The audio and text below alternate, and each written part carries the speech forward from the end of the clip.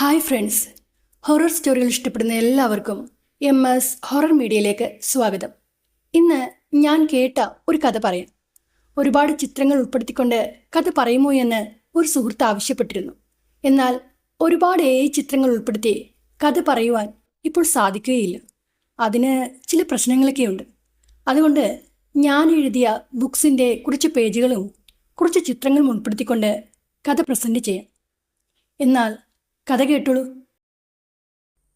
ശ്രീ കേരളവർമ്മ കോളേജിൽ നിന്ന് ഫിലോസഫിയിൽ ബിരുദാനന്തര ബിരുദം കഴിഞ്ഞ് ഇറങ്ങിയ കാലം 1976 തുടക്കത്തിൽ എൻ്റെ കൈകളിൽ കുറച്ച് സർട്ടിഫിക്കറ്റും മനസ്സ് നിറയെ മോഹങ്ങളും മാത്രമാണ് ഉണ്ടായിരുന്നത്.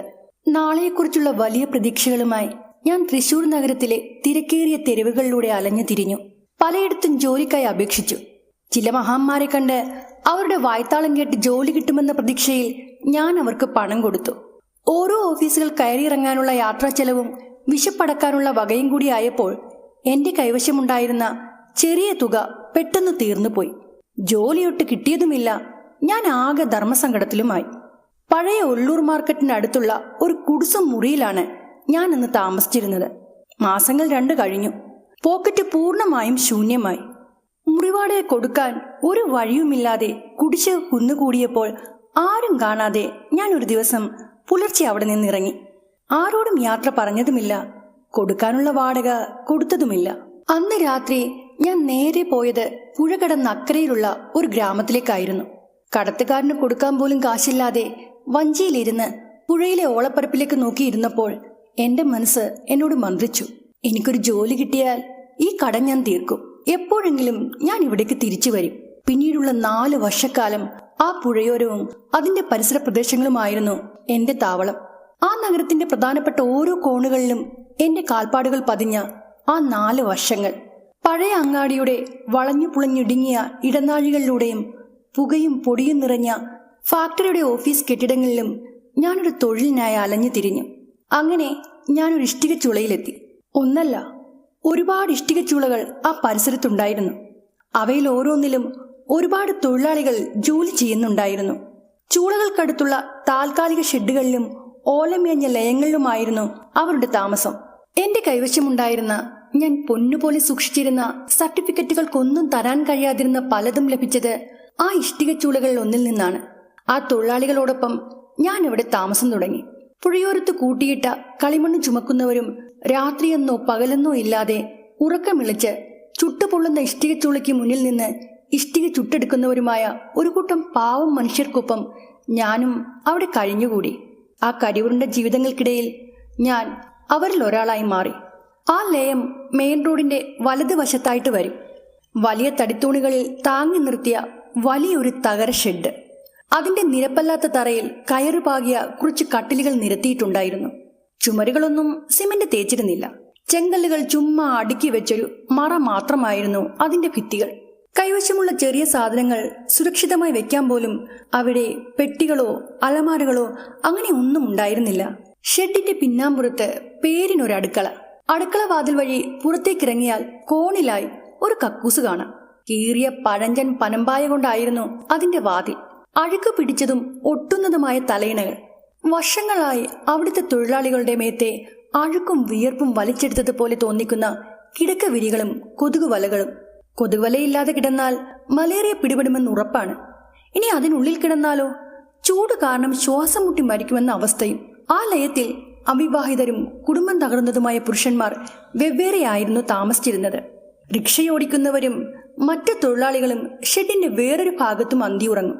എന്നിരുന്നാലും ഞങ്ങൾ എല്ലാവരും ഒരേ മേൽക്കൂരയ്ക്ക് കീഴെ ഒരുമിച്ച് വലിയൊരു മുറിയിലാണ് ഉറങ്ങിയിരുന്നത്. അവിടെ താമസിക്കണമെങ്കിൽ 1 മാസത്തെ വാടക മുൻകൂറായി നൽകണമായിരുന്നു. ഭക്ഷണത്തിനായി വേറെ പണവും കൊടുക്കണം. അക്കാലത്ത് എന്റെ കൈവശം വിലപിടിപ്പുള്ള ഒന്നെന്ന് പറയാനായി ആകെ ഉണ്ടായിരുന്നത് ഒരു സ്വിസ് വാച്ച് മാത്രമായിരുന്നു. എന്റെ അച്ഛന്റെ വാച്ച്. അദ്ദേഹത്തിന് അത് പ്രാണനേക്കാൾ ഏറെ ഇഷ്ടമായിരുന്നു. അച്ഛൻ ഒരു പ്രൈമറി സ്കൂളിലെ മാഷായിട്ടായിരുന്നു ജോലി ചെയ്തിരുന്നത്. വർഷങ്ങളായിട്ട് അവിടെ നിന്ന് കിട്ടിയ ശമ്പളത്തിൽ നിന്ന് 2 അണയും 4 അണയുമൊക്കെ കൂട്ടിവെച്ച് ഒടുക്കം ഒരു 150 രൂപ സമ്പാദിച്ചപ്പോഴാണ് അദ്ദേഹം ഈ വാച്ച് വാങ്ങിയത്. ഒത്തിരി കാലങ്ങൾക്ക് മുമ്പാണ് എൻ്റെ അച്ഛനും അമ്മയും ജീവിച്ചിരുന്നത്. അവരുടേത് ഒരു പ്രണയ വിവാഹമായിരുന്നു. എന്റെ അമ്മ ഈഴവ സമുദായത്തിൽപ്പെട്ട ഒരു പെൺകുട്ടിയും അച്ഛൻ മറ്റൊരു ജാതിയിൽപ്പെട്ട ഒരാളുമായിരുന്നു. ഉടുത്തിരുന്ന പാവാടയും ബ്ലൗസുമല്ലാതെ അമ്മ തന്റെ വീട്ടിൽ നിന്ന് ഒന്നും എടുത്തിരുന്നില്ല. നിന്ന നിൽപ്പിൽ അമ്മ അച്ഛനോടൊപ്പം വീട് വിട്ടിറങ്ങിയതാണ്. ഇരു വീട്ടുകാർക്കും ഇഷ്ടമില്ലാതെ നടന്ന ഒരു വിവാഹമായതുകൊണ്ട് ഭർത്ത വീട്ടുകാരിൽ നിന്നും അമ്മയ്ക്കും അച്ഛനും യാതൊരു സഹായവും കിട്ടിയിരുന്നില്ല. 2 വർഷം മുമ്പ് രോഗം ബാധിച്ച് അച്ഛൻ മരിക്കുന്നതിന് തൊട്ടു മുമ്പായിട്ട് അദ്ദേഹം എന്നെ അടുത്തേക്ക് വിളിച്ചിട്ട് പറഞ്ഞു, രാമനാഥ, നിനക്ക് തരാൻ എന്റെ കയ്യിൽ ഈ വാച്ചല്ലാതെ ഒന്നുമില്ല. ഇത് എന്റെ ഏക സമ്പാദ്യമാണ്. എപ്പോഴും ഈ വാച്ച് നിന്റെ കയ്യിലുണ്ടാകണം. അച്ഛൻ തന്ന ആ വാച്ചല്ലാതെ എന്റെ പഴയ തോൾസഞ്ചിയിൽ കാര്യമായിട്ടൊന്നും തന്നെ ഇല്ലായിരുന്നു. കുറച്ച് പഴയ പുസ്തകങ്ങൾ, പിന്നെ 3-4 ബുക്കുകളും. എന്റെ രൂപത്തെക്കുറിച്ച് പറയുകയാണെങ്കിൽ കാണാൻ ഞാൻ അത്ര മോശമായിരുന്നില്ല. നല്ല ഉയരവും ആവശ്യത്തിനൊത്ത വണ്ണവും എനിക്കുണ്ടായിരുന്നു. അച്ഛന്റെ നിറമായിരുന്നു എനിക്ക്. അധികം കറുത്തതുമല്ല, എന്നാൽ വെളുത്തതുമല്ലാത്ത ഇരുനിറം. ഇഷ്ടികച്ചൂളയിൽ ഇന്ധനം നിറച്ചു കഴിഞ്ഞെന്നാൽ വലിയ ശബ്ദത്തോടെ അത് കത്താൻ തുടങ്ങും. അന്തരീക്ഷമാകെ കറുത്ത പുക കൊണ്ട് നിറയും. ഞാൻ അവിടെയൊക്കെ നടന്നന്വേഷിച്ചപ്പോൾ മനസ്സിലായത് ആ ഷെഡിൽ താമസിക്കണമെങ്കിൽ അവിടുത്തെ ആശാന്റെ അനുവാദം വേണമെന്നാണ്. എന്റെ മുന്നിൽ മറ്റു മാർഗങ്ങളൊന്നും ഇല്ലാഞ്ഞതിനാൽ ഞാൻ അയാളെ തിരക്കിയിറങ്ങി. അദ്ദേഹം ആ ചൂളയിൽ എന്തെല്ലാമോ ജോലികൾ ഏർപ്പെട്ടിരിക്കുകയായിരുന്നു. ഞാൻ കണ്ടപ്പോൾ അയാളുടെ കയ്യിൽ കുറച്ച് പിത്തള കഷ്ണങ്ങളും ചെറിയൊരു അറക്കവാളും ഉണ്ടായിരുന്നു. എന്നെ കണ്ടപാടെ അവയെല്ലാം മറ്റൊരാളെ ഏൽപ്പിച്ച് അയാൾ എന്നെ അടിമുടിയൊന്ന് നോക്കി. ചണച്ചാക്കിന്റെ നിറത്തിലുള്ള ഒരു ബനിയനും കറുത്തൊരു മുണ്ടുമായിരുന്നു ആശാന്റെ വേഷം. വർഷങ്ങളോളം ചൂളയിലെ കഠിനമായ ചൂടേറ്റത് കാരണം അദ്ദേഹത്തിന്റെ ചർമ്മം ആകെ കറുത്ത് കരിവാളിച്ചു പോയിരുന്നു. കുറ്റിമുടി, മുഖത്ത് പ്രായത്തിൻ്റെതായ ചുളിവുകൾ വീണിട്ടുണ്ടായിരുന്നു.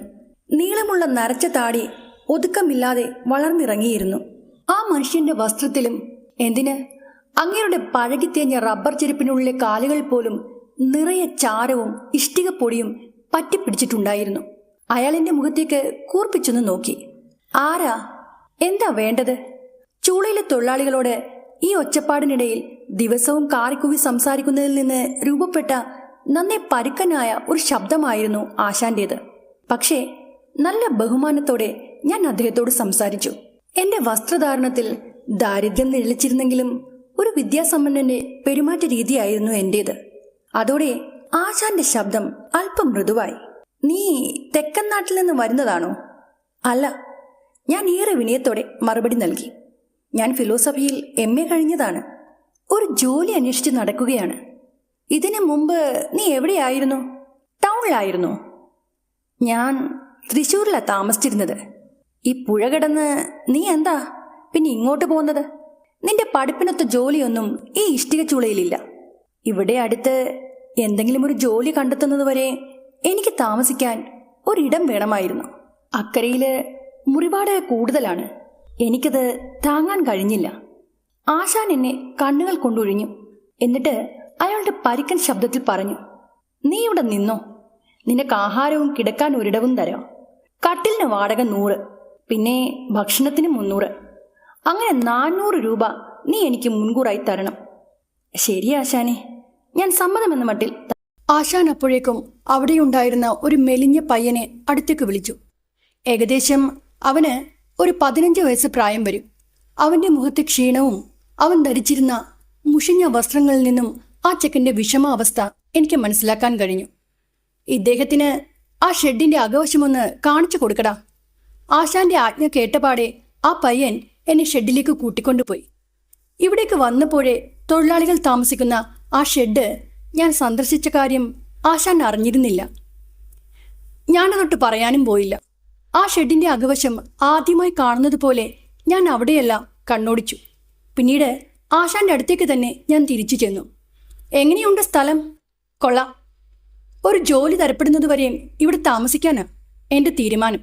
ശരി, എന്നാൽ ഞാൻ പറഞ്ഞ ആ പണമെടുക്ക്.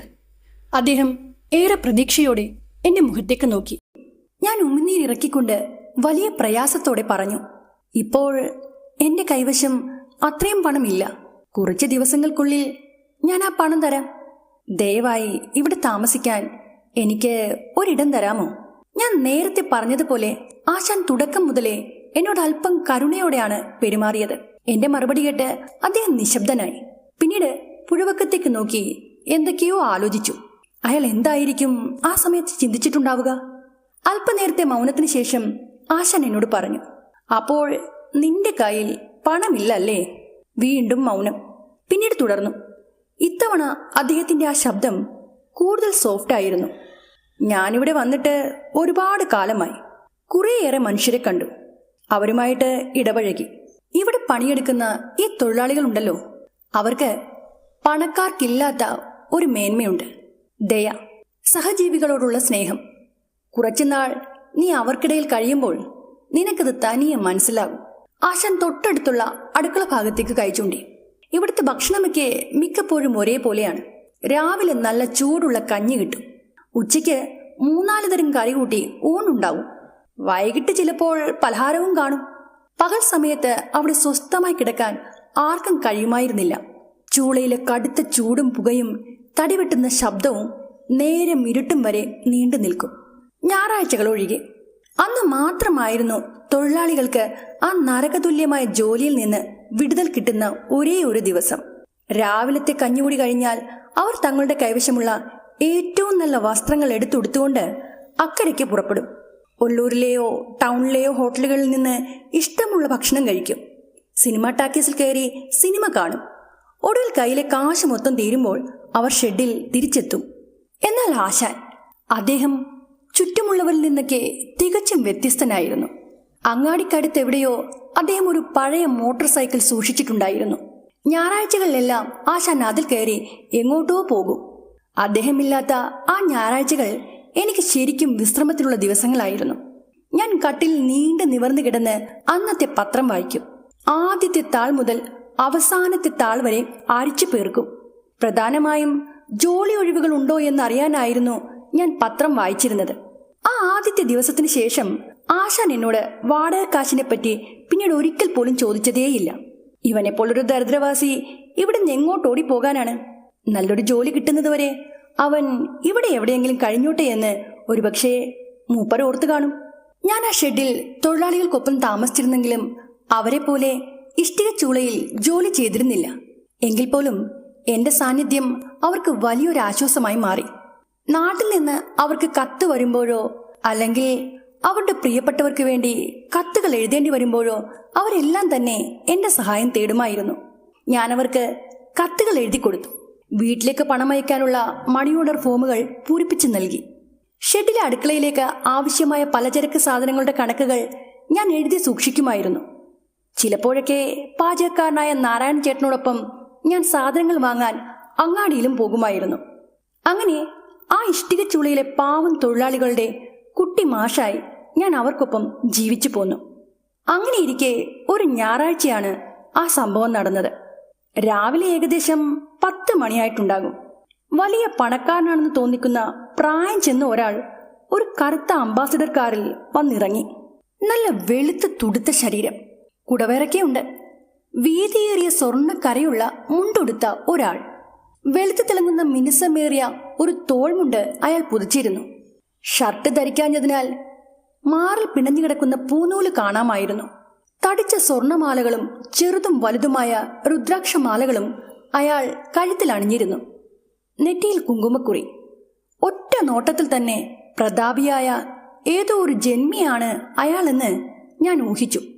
ആ പണക്കാരൻ അങ്ങുമിങ്ങും കണ്ണോടിക്കാൻ തുടങ്ങി.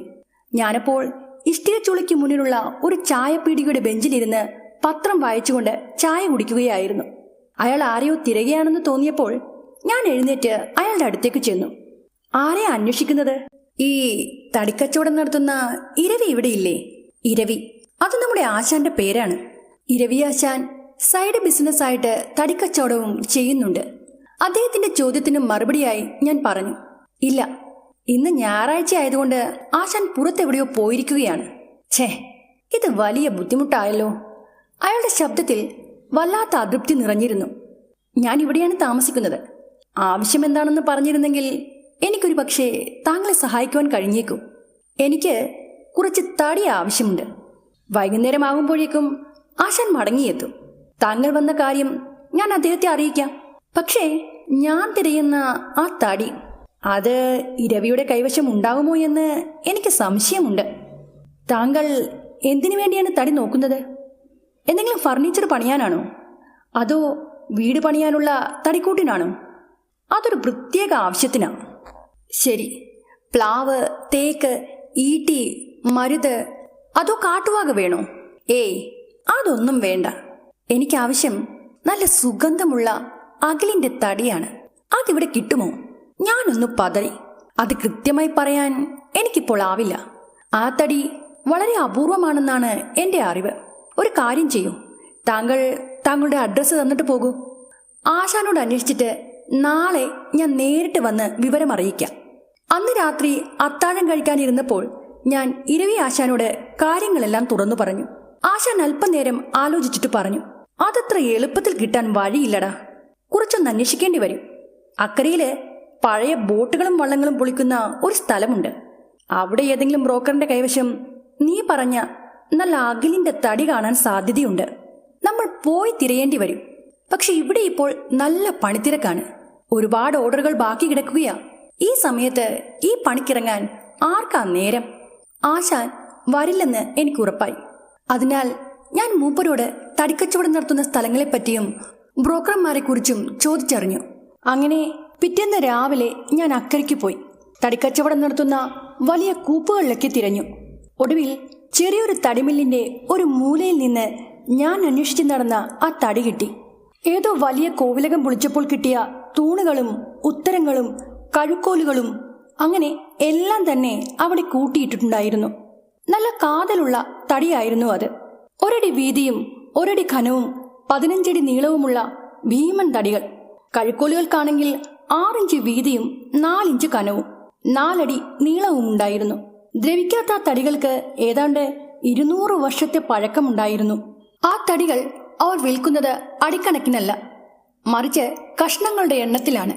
വിലവിവരങ്ങളെല്ലാം കൃത്യമായി ചോദിച്ച് മനസ്സിലാക്കിയതിനു ശേഷം തടിയുടെ ഉറപ്പ് കാണിക്കാൻ ചെറിയൊരു കഷ്ണം സാമ്പിളായി കയ്യിലെടുത്ത് ഞാൻ ആ വൃദ്ധനായ ജന്മിയുടെ അഡ്രസ്സ് ലക്ഷ്യമാക്കി വെച്ചുപിടിച്ചു. പണ്ട് പറങ്കികളോട് പൊരുതാൻ രാജാക്കന്മാരും പ്രഭുക്കന്മാരും ചേർന്ന് കിട്ടിയ ചരിത്ര പ്രസിദ്ധമായ ഒരു കോട്ടയുടെ അവശിഷ്ടങ്ങൾക്കടുത്തായിരുന്നു അഡ്രസ്സിൽ പറഞ്ഞ ആ സ്ഥലം.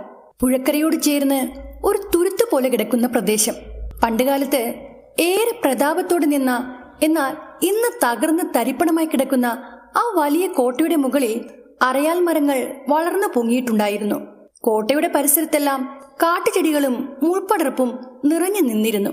എങ്കിലും അവിടുത്തെ വലിയ കാവൽപ്പുരയും ഇരുമ്പുപാളികൾ പൊതിഞ്ഞ ഭീമമായ പ്രധാന കവാടവും ഇന്നും അതിന്റെ പ്രൗഢി വിളിച്ചോതുന്നുണ്ടായിരുന്നു. പണ്ടിപ്പോഴും അവിടെ കുതിരക്കുളമ്പടിയും കുഴൽവിളിയും മുഴങ്ങിയിരുന്നു. വാളും പരിചയമേന്തിയ കാവൽ ഭടന്മാർ അവിടെ രാപ്പകല് കാവൽ നിന്നിരുന്നു. ഇന്നിവിടെ കൂറ്റൻ വാതിലിന്റെ വിടവുകളിലൂടെയും ചുമരിലെ വലിയ വിള്ളലുകളിലൂടെയും വല്ലാത്തൊരു ശബ്ദത്തോടെ കാറ്റ് ആഞ്ഞു വീശുന്നുണ്ടായിരുന്നു. എവിടെ പോയി ആ നാട്ടുരാജാക്കന്മാരും അവരുടെ പ്രൗഢിയും? ഇപ്പോൾ ഈ കോട്ടയുടെ പരിസര പ്രദേശങ്ങളിൽ താമസിക്കുന്നത് ആ പഴയ പടയാളികളുടെ പിൻതലമുറക്കാരായ സാധാരണക്കാരായ മനുഷ്യർ മാത്രമാണ്. എന്നാൽ ഞാൻ ചെന്ന ആ കോവിലകം അതാ കോട്ടയിൽ നിന്ന് അല്പം അകലത്തിലായിരുന്നു. വലിയ കമാനങ്ങളുള്ള വെള്ള നിറം പൂശിയ വലിയ ഒരു ഇരുനില ബംഗ്ലാവ്. മുകളിലത്തെ നിലയിലുള്ള ഭംഗിയേറിയ കിളിവാതിലുകൾ ദൂരെ നിന്നേ കാണാമായിരുന്നു. പടിപ്പുര കഴിഞ്ഞെന്നാൽ ചതുരാകൃതിയിലുള്ള പൂന്തോട്ടത്തിന് നടുവിലൂടെ ചുവന്ന നിറത്തിലുള്ള വീതിയേറിയ പാത പൂമുഖം വരെ എത്തി നിൽക്കുന്നു. പൂമുഖത്ത് കൊത്തുപണികൾ നിറഞ്ഞ മച്ചിലായി യൂറോപ്യൻ സ്റ്റൈലിലുള്ള ഏറെ മനോഹരമായ വൈദ്യുത ലൈറ്റുകൾ തൂക്കിയിട്ടുണ്ടായിരുന്നു. പളുങ്കിന്റെ ആ തൂക്കുവിളക്ക് കണ്ട് ഞാൻ ആകെ അമ്പരന്ന് നിന്നുപോയി. ദേവദാരു മരങ്ങളാൽ ചുറ്റപ്പെട്ട ആ കോവിലകം കണ്ടപ്പോൾ വീട്ടുടമസ്ഥന് പണത്തിന് യാതൊരു കുറവുമില്ലെന്ന് ഞാൻ മനസ്സിലാക്കി. പുറത്ത് പൂമുഖമുറ്റത്ത് നിന്ന പാറാവുകാരനോട് ഞാൻ ചെന്ന കാര്യം പറഞ്ഞ ഉടനെ അയാൾ എന്നോട് പറഞ്ഞു, അകത്തേക്ക് പൊയ്ക്കോളൂ, തിരുമേനി അങ്ങുന്ന് അകത്തുണ്ട്. പൂമുഖത്തിണ്ടയിലേക്ക് കയറിയതും പാറാവുകാരൻ അവിടെ ഉണ്ടായിരുന്ന ഒരു നീലൻ ബെഞ്ചിലേക്ക് കൈ ചൂണ്ടിക്കൊണ്ട് പറഞ്ഞു, അവിടെ പോയി ഇരിക്കൂ, അദ്ദേഹം ഇപ്പോൾ വരും. പ്രധാന വാതിലിനടുത്തുള്ള ആ നീളൻ ബെഞ്ചിൽ ചെന്ന് ഞാൻ ഇരുന്നതും തൊട്ടടുത്ത മുറിയിൽ നിന്ന് ഞാൻ നേരത്തെ പരിചയപ്പെട്ട ആ ജന്മി പുറത്തേക്ക് വന്നു. അദ്ദേഹത്തെ കണ്ടപാടെ ഞാൻ എഴുന്നേറ്റ് നിന്ന് തിരുമേനിയെ വണങ്ങി. ഹയോ, ഇരിക്കൂ ഇരിക്കൂ രാമനാഥ, നിങ്ങൾ ഇന്ന് രാവിലെ തന്നെ വരാമെന്നല്ലേ ഇന്നലെ എന്നോട് പറഞ്ഞിരുന്നത്? എന്താ ഇത്ര വൈകിയത്? ഞാൻ ആവശ്യപ്പെട്ട സാധനത്തെപ്പറ്റി എന്തെങ്കിലും വിവരം കിട്ടിയോ? ഞാനതിൻ്റെ അന്വേഷണത്തിലായിരുന്നു. അതാ ഇത്ര വൈകിയത്.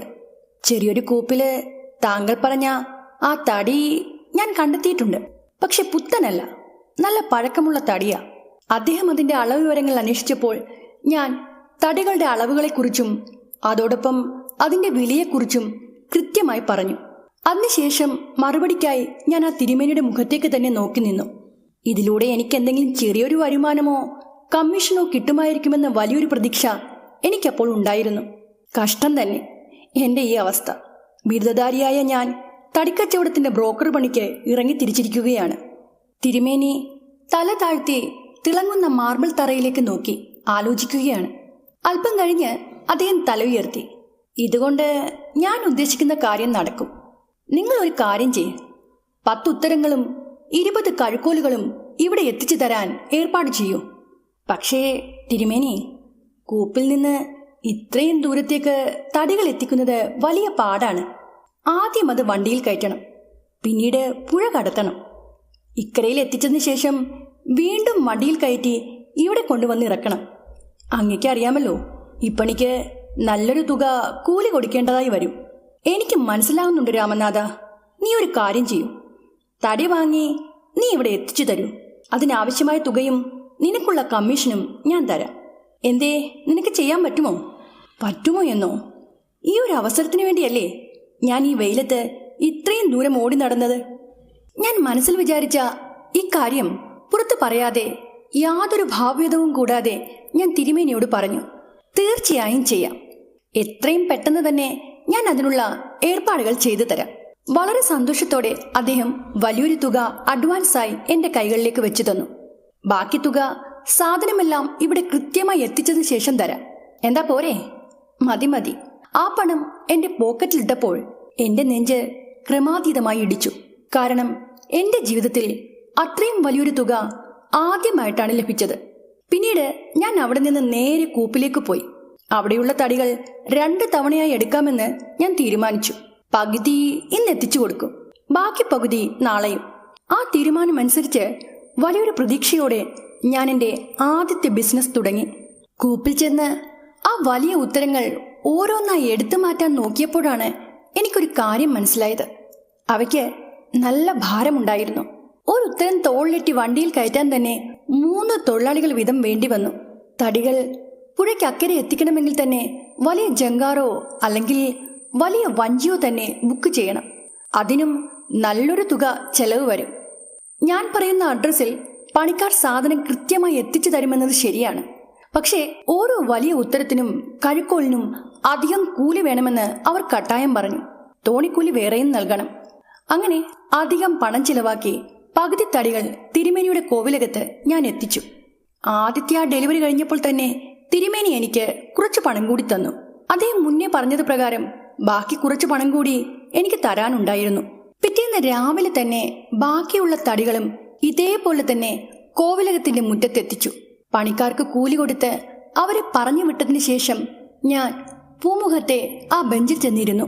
തിരുമേനി വരാൻ കാത്തിരിക്കുകയാണ് ഞാൻ. തരാമെന്ന് പറഞ്ഞ ബാക്കി പണം കൂടി തന്നാൽ എനിക്ക് ആശ്വസിക്കാം.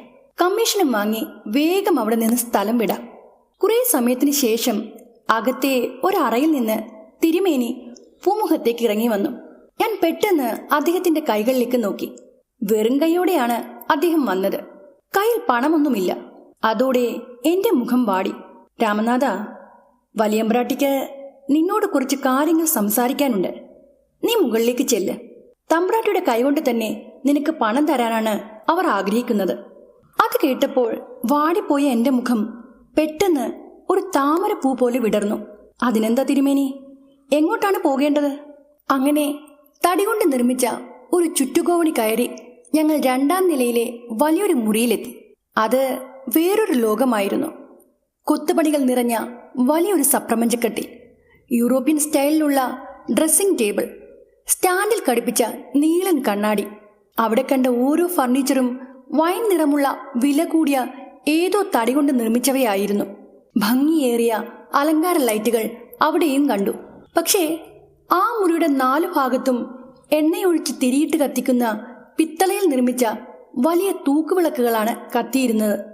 വെളുത്ത് തിളങ്ങുന്ന നിറത്തിലുള്ള നല്ല മൃദുവായ മെത്ത വിരിച്ച ചന്ദനക്കട്ടിലിൽ ചാരിക്കിടക്കുകയായിരുന്നു ആ കോവിലകത്തെ തമ്പുരാട്ടി. ഞങ്ങളെ കണ്ടതും അവർ നേരെയിരുന്നു. എന്തോ സുഗന്ധദ്രവ്യങ്ങളിട്ട് പുകച്ച ചെറിയൊരു ഓട്ടുപാത്രത്തിൽ നിന്ന് അവരുടെ അഴിച്ചിട്ട നീളൻ മുടിയിൽ അവർ പുക കൊള്ളിക്കുകയായിരുന്നു. ഞങ്ങൾ അവിടേക്ക് ചെന്നതും തമ്പ്രാട്ടി മുടി പിന്നിലേക്കിട്ട് തിടുക്കത്തിൽ നേരെയിരുന്നു. വീതിയേറിയ തങ്കക്കസവിന് നെയ്വിളക്ക് പ്രകാശിക്കുമ്പോൾ ഉണ്ടാകുന്ന തിളക്കമാർന്ന നിറമായിരുന്നു. ഞൊറിയിട്ട് നെഞ്ചിൽ ചുറ്റിയുടുത്ത ആ കസവ് പുടവയിൽ അവർ അതീവ സുന്ദരിയായിരുന്നു. അവർക്ക് ഏകദേശം 30 വയസ്സിനോടടുത്ത് പ്രായം തോന്നിച്ചു. തമ്പ്രാട്ടിയുടെ അച്ഛന്റെ പ്രായമുണ്ടായിരുന്നു ആ തിരുമേനിക്ക്. ആ മുറിയിലെ തൂക്കുവിളക്കിന്റെ പ്രഭയാൽ തമ്പ്രാട്ടിയുടെ അഴകാർന്ന രൂപം ഒരു വെണ്ണക്കൽ ശില്പം പോലെ തോന്നിച്ചു. ഏറ്റവും അത്ഭുതപ്പെടുത്തിയ കാര്യം എന്താണെന്ന് വെച്ചാൽ അവരുടെ നീല പളുങ്കു ഗോട്ടികൾ പോലെയുള്ള കണ്ണുകളായിരുന്നു. തമ്പ്രാട്ടിയുടെ ചൂഴ്ന്നുള്ള ആ നോട്ടത്തിന് വരെ ഒരു പ്രത്യേകതയുണ്ടായിരുന്നു. മനസ്സിന്റെ ആഴങ്ങളിൽ വരെയും എത്തി നിൽക്കുന്ന ആ നോട്ടത്തിൽ അവർ മുഖം നോക്കി നമ്മുടെ മനസ്സ് വായിച്ചെടുക്കും. സത്യത്തിൽ ആ തമ്പ്രാട്ടിയെ കണ്ടപ്പോൾ സ്വർഗത്തിൽ നിന്നിറങ്ങി വന്ന അപ്സരസിനെ പോലെയാണ് എനിക്ക് തോന്നിയത്. തടിയെല്ലാം നീയാണോ ഇവിടെ എത്തിച്ചത്? ഗാംഭീര്യമുള്ളതും അതിനൊപ്പം തന്നെ കേൾക്കാൻ ഇമ്പമുള്ളതുമായ ശബ്ദത്തിൽ അവരെന്നോട് ചോദിച്ചു. അതേ തമ്പുരാട്ടി, ജോലി ഇനിയും പൂർത്തിയായിട്ടില്ല. ആ തടികൾ കൊണ്ട് എനിക്കൊരു പീഠമുണ്ടാക്കണം. അതുമാത്രമല്ല, ഒരു മുറി കൂടി മൂടി പിടിപ്പിക്കണം. നല്ലൊരു ആശാരിയെ വിളിച്ചുകൊണ്ടുവന്ന് നിനക്ക് ഈ പണി ഒന്ന് ചെയ്യിപ്പിച്ച് തരാൻ പറ്റുമോ? തീർച്ചയായും എനിക്കതിന് പറ്റും. എൻ്റെ പരിചയത്തിൽ നല്ലൊരു ആശാരിയുണ്ട്. ശരി, എങ്കിൽ ആ ജോലി കൂടി നീ ചെയ്തു തീർക്കൂ. കണക്കുകളെല്ലാം തിരുമേനിയോട് സംസാരിച്ച് ബോധ്യപ്പെടുത്തിയാൽ മതി. പിന്നീടുള്ള 7 ദിവസങ്ങൾ ഞാൻ ആശാരി ദാമുവിനെ വിളിച്ചുകൊണ്ടുവന്ന് ആ പീഠത്തിന്റെ പണികൾ ചെയ്യിപ്പിച്ചു. ആ ദിവസങ്ങളിലാണ് ഞാനൊരു കാര്യം ശ്രദ്ധിച്ചത്. ആ വലിയ കോവിലകത്ത് തിരുമേനിയെ കൂടാതെ 3 ദാസികൾ കൂടി ഉണ്ടായിരുന്നു. അവരുടെ വേഷവിധാനം കണ്ടപ്പോൾ അവർ തമിഴ്നാട്ടുകാരാണെന്ന് ഞാൻ മനസ്സിലാക്കി. അവരുടെ കൂട്ടത്തിൽ അല്പം പൊക്കക്കൂടുതലുള്ള ഒരു സ്ത്രീ ആയിരുന്നു തമ്പുരാട്ടിയുടെ പ്രധാന തോഴി. അവരായിരുന്നു തമ്പുരാട്ടിയുടെ വല.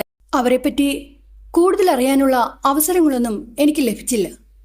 ദാമുവിന്റെ പണിക്കൂലിയും മറ്റു ചെലവുകളെല്ലാം കഴിഞ്ഞ് ദിവസവും എനിക്ക് ചെറിയൊരു തുക ലഭിച്ചു.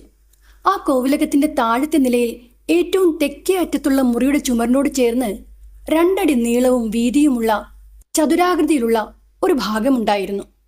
നന്നേ കട്ടിയുള്ള ചുവന്ന തുണി കൊണ്ട് അത് മറച്ചിരിക്കുകയായിരുന്നു. വിശേഷപ്പെട്ട എന്തോ ഒരു സാധനമാണ് ആ തുണി കൊണ്ട് മറച്ചിരിക്കുന്നതെന്ന് പിന്നീടുള്ള തിരുമേനിയുടെ സംസാരത്തിൽ നിന്ന് ഞാൻ മനസ്സിലാക്കി.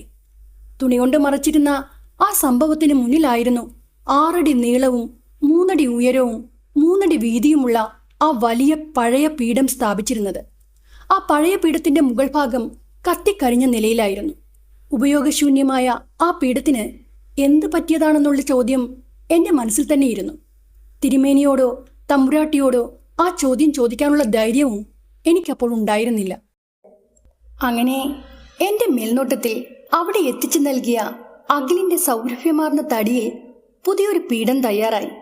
ഇനി ചെയ്യാനുള്ളത് ആ ആശാരിയെ കൊണ്ട് ഉളിയും ചുറ്റിയും ഉപയോഗിച്ച് ചുമരിലെ വിശേഷപ്പെട്ട ആ കല്ല് അത് അവിടെ നിന്ന് ഇളക്കി മാറ്റണം. അതെ, ചുവന്ന തുണിയിട്ട് മറയ്ക്കപ്പെട്ട വിശേഷപ്പെട്ട ആ സാധനം ഉരുണ്ട് മിനുസമാർന്ന വലിയൊരു കറുത്ത കല്ലായിരുന്നു. കാണാൻ പ്രത്യേകതയുണ്ടായിരുന്നെങ്കിലും അത് അത്രയ്ക്ക് വിശേഷപ്പെട്ടത് എന്തുകൊണ്ടാണെന്ന് എനിക്കറിയില്ലായിരുന്നു.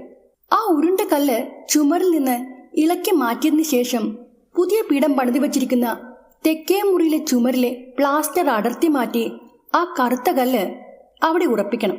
അതായിരുന്നു അവിടുത്തെ പണി. കഴിഞ്ഞ കുറച്ച് ദിവസങ്ങളായിട്ട് ഞാൻ തമ്പുരാട്ടിയെ കണ്ടിട്ടേ ഉണ്ടായിരുന്നില്ല. എന്നാൽ പീഠത്തിന്റെ പണി പൂർത്തിയാക്കി കല്ല് ഇളക്കി മാറ്റേണ്ട ജോലികൾ തുടങ്ങിയപ്പോൾ വീണ്ടും തമ്പുരാട്ടി എന്നെ അവരുടെ മുറിയിലേക്ക് വിളിപ്പിച്ചു.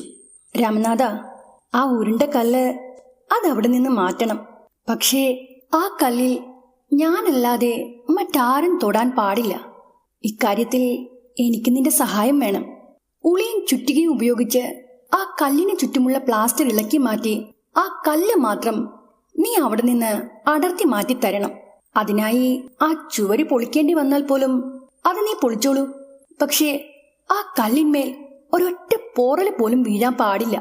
ഈ പണി ചെയ്തു തന്നാൽ നിനക്ക് ഞാൻ നല്ലൊരു തുക തരാം. എന്തേ, നീ എന്നെ സഹായിക്കാമോ? തമ്പ്രാട്ടി പറഞ്ഞാൽ മതി. എന്താണെന്ന് വെച്ചാൽ ഞാനത് ചെയ്തു തരാം. പണമൊന്നും എനിക്കൊരു പ്രശ്നമല്ല. തമ്പ്രാട്ടിയോട് അങ്ങനെ ഒരു ഭംഗി വാക്ക് ഞാൻ പറഞ്ഞെങ്കിലും അവര് വാഗ്ദാനം ചെയ്ത ആ പണം, അത് വേണമെന്ന് ഞാൻ അങ്ങേയറ്റം ആഗ്രഹിച്ചിരുന്നു. ശരി, എങ്കിൽ നാളെ രാവിലെ മുതൽ ഞാൻ പറഞ്ഞ ആ പണി തുടങ്ങിക്കോളും. പിറ്റേന്ന് രാവിലെ മുതൽ ഞാൻ ആ ജോലി ആരംഭിച്ചു. ആശാരിയെ പറഞ്ഞയച്ച് ഞാൻ അയാളുടെ പണിസാധനങ്ങൾ ചിലത് വാടകയ്ക്ക് വാങ്ങിച്ച് കൈവശം സൂക്ഷിച്ചിരുന്നു. പിന്നീട് ഉളി കൊണ്ട് അതീവ ശ്രദ്ധയോടെ ആ കറുത്തുരുണ്ട കല്ല് ചുമരിൽ നിന്ന് അടർത്തി മാറ്റാനുള്ള ശ്രമങ്ങൾ ഞാൻ തുടങ്ങി. ഒരു തരിമ്പും പോറൽ വീഴാതെ വേണം ആ കല്ല് അവിടെ നിന്ന് ഇളക്കി മാറ്റേണ്ടതെന്നും അതീവ സൂക്ഷ്മതയോടെ കാര്യങ്ങൾ ചെയ്യണമെന്ന നിർദ്ദേശവുമായി തമ്പുരാട്ടി എന്റെ തൊട്ട് പിന്നാലെ തന്നെ ഉണ്ടായിരുന്നു. അത്രയും പേടിയോടെയും ശ്രദ്ധയോടെയും ചെയ്യേണ്ടി വന്നതുകൊണ്ട് പണിയുടെ വേഗത വളരെ കുറവായിരുന്നു. ആ കല്ല് ആ ചുമരിൽ നിന്ന് ഇളക്കി മാറ്റാൻ തന്നെ എനിക്ക് 2 ദിവസത്തെ കഠിനാധ്വാനം വേണ്ടി വന്നു. ഈ 2 ദിവസവും ഒരക്ഷരം പോലും മുറിയാടാതെ തമ്പുരാട്ടി അവിടെ തന്നെ നിലയുറപ്പിച്ചു. ഒരു മേശപ്പുറത്ത് കയറി നിന്നുകൊണ്ടാണ് ഞാൻ ഈ ജോലികൾ ചെയ്തുകൊണ്ടിരുന്നത്. ഞാൻ നിന്ന മേശയ്ക്ക് തൊട്ട് പിന്നിലായി ഒരു കാവൽക്കാരി എന്ന വണ്ണം ആ 2 ദിവസവും തമ്പുരാട്ടി ഒരേ നിൽപ്പ് നിൽക്കുകയായിരുന്നു. ആ 2 ദിവസങ്ങളിൽ ഒരു തവണ പോലും തമ്പുരാട്ടി എന്നോട് ഒരു വാക്കുപോലും ഉരിയാടിയില്ല. പക്ഷേ എന്റെ തൊട്ട് പിന്നിൽ നിന്ന ആ സ്ത്രീയുടെ അസാധാരണ വ്യക്തിത്വത്തിന്റെ വല്ലാത്തൊരു ഊർജം അതെനിക്ക് എപ്പോഴും അനുഭവപ്പെട്ടുകൊണ്ടിരുന്നു.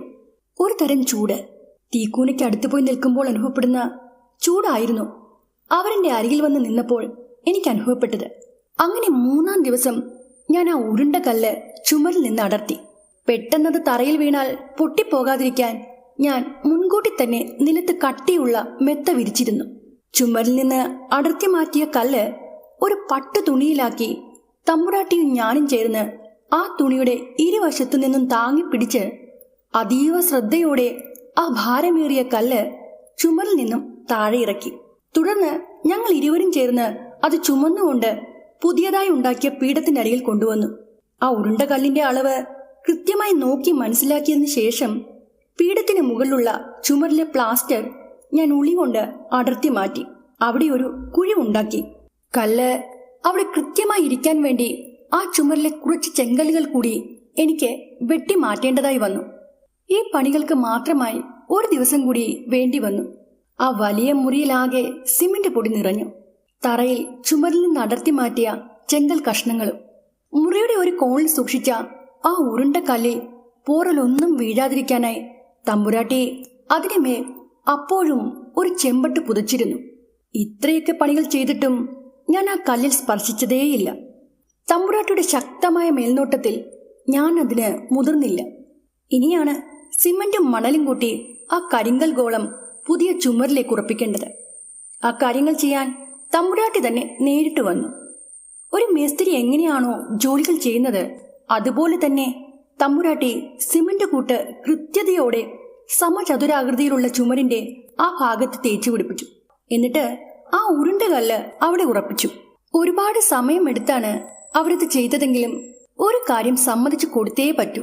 ഈ ജോലിയിൽ അവർക്ക് അസാധ്യമായ കഴിവുണ്ടായിരുന്നു. നല്ല ഒന്നാന്തരം ഒരു മേസ്തിരിയുടെ വഴക്കവും വേഗതയും അവരുടെ ആ പണിക്കുണ്ടായിരുന്നു. അതിനുശേഷം ആ മുറിയെല്ലാം വൃത്തിയാക്കി പഴയപടി ആക്കിയപ്പോഴേക്കും വൈകുന്നേരമായി. പിറ്റേന്ന് ഞാൻ ആ മുറിയുടെ പെയിന്റിംഗ് പണികൾ ആരംഭിച്ചു. അതിനായി 2 ദിവസങ്ങൾ കൂടി വേണ്ടി വന്നു. പണികളെല്ലാം പൂർത്തിയായപ്പോൾ തിരുമേനി എന്റെ കൈകളിലേക്ക് 3000 രൂപ എണ്ണിത്തന്നു. അക്കാലത്ത് അത് വലിയൊരു തുകയായിരുന്നു. ആ പണവും കയ്യിൽ പിടിച്ച് ഞാൻ അവിടെ തന്നെ മിണ്ടാതെ നിന്നു.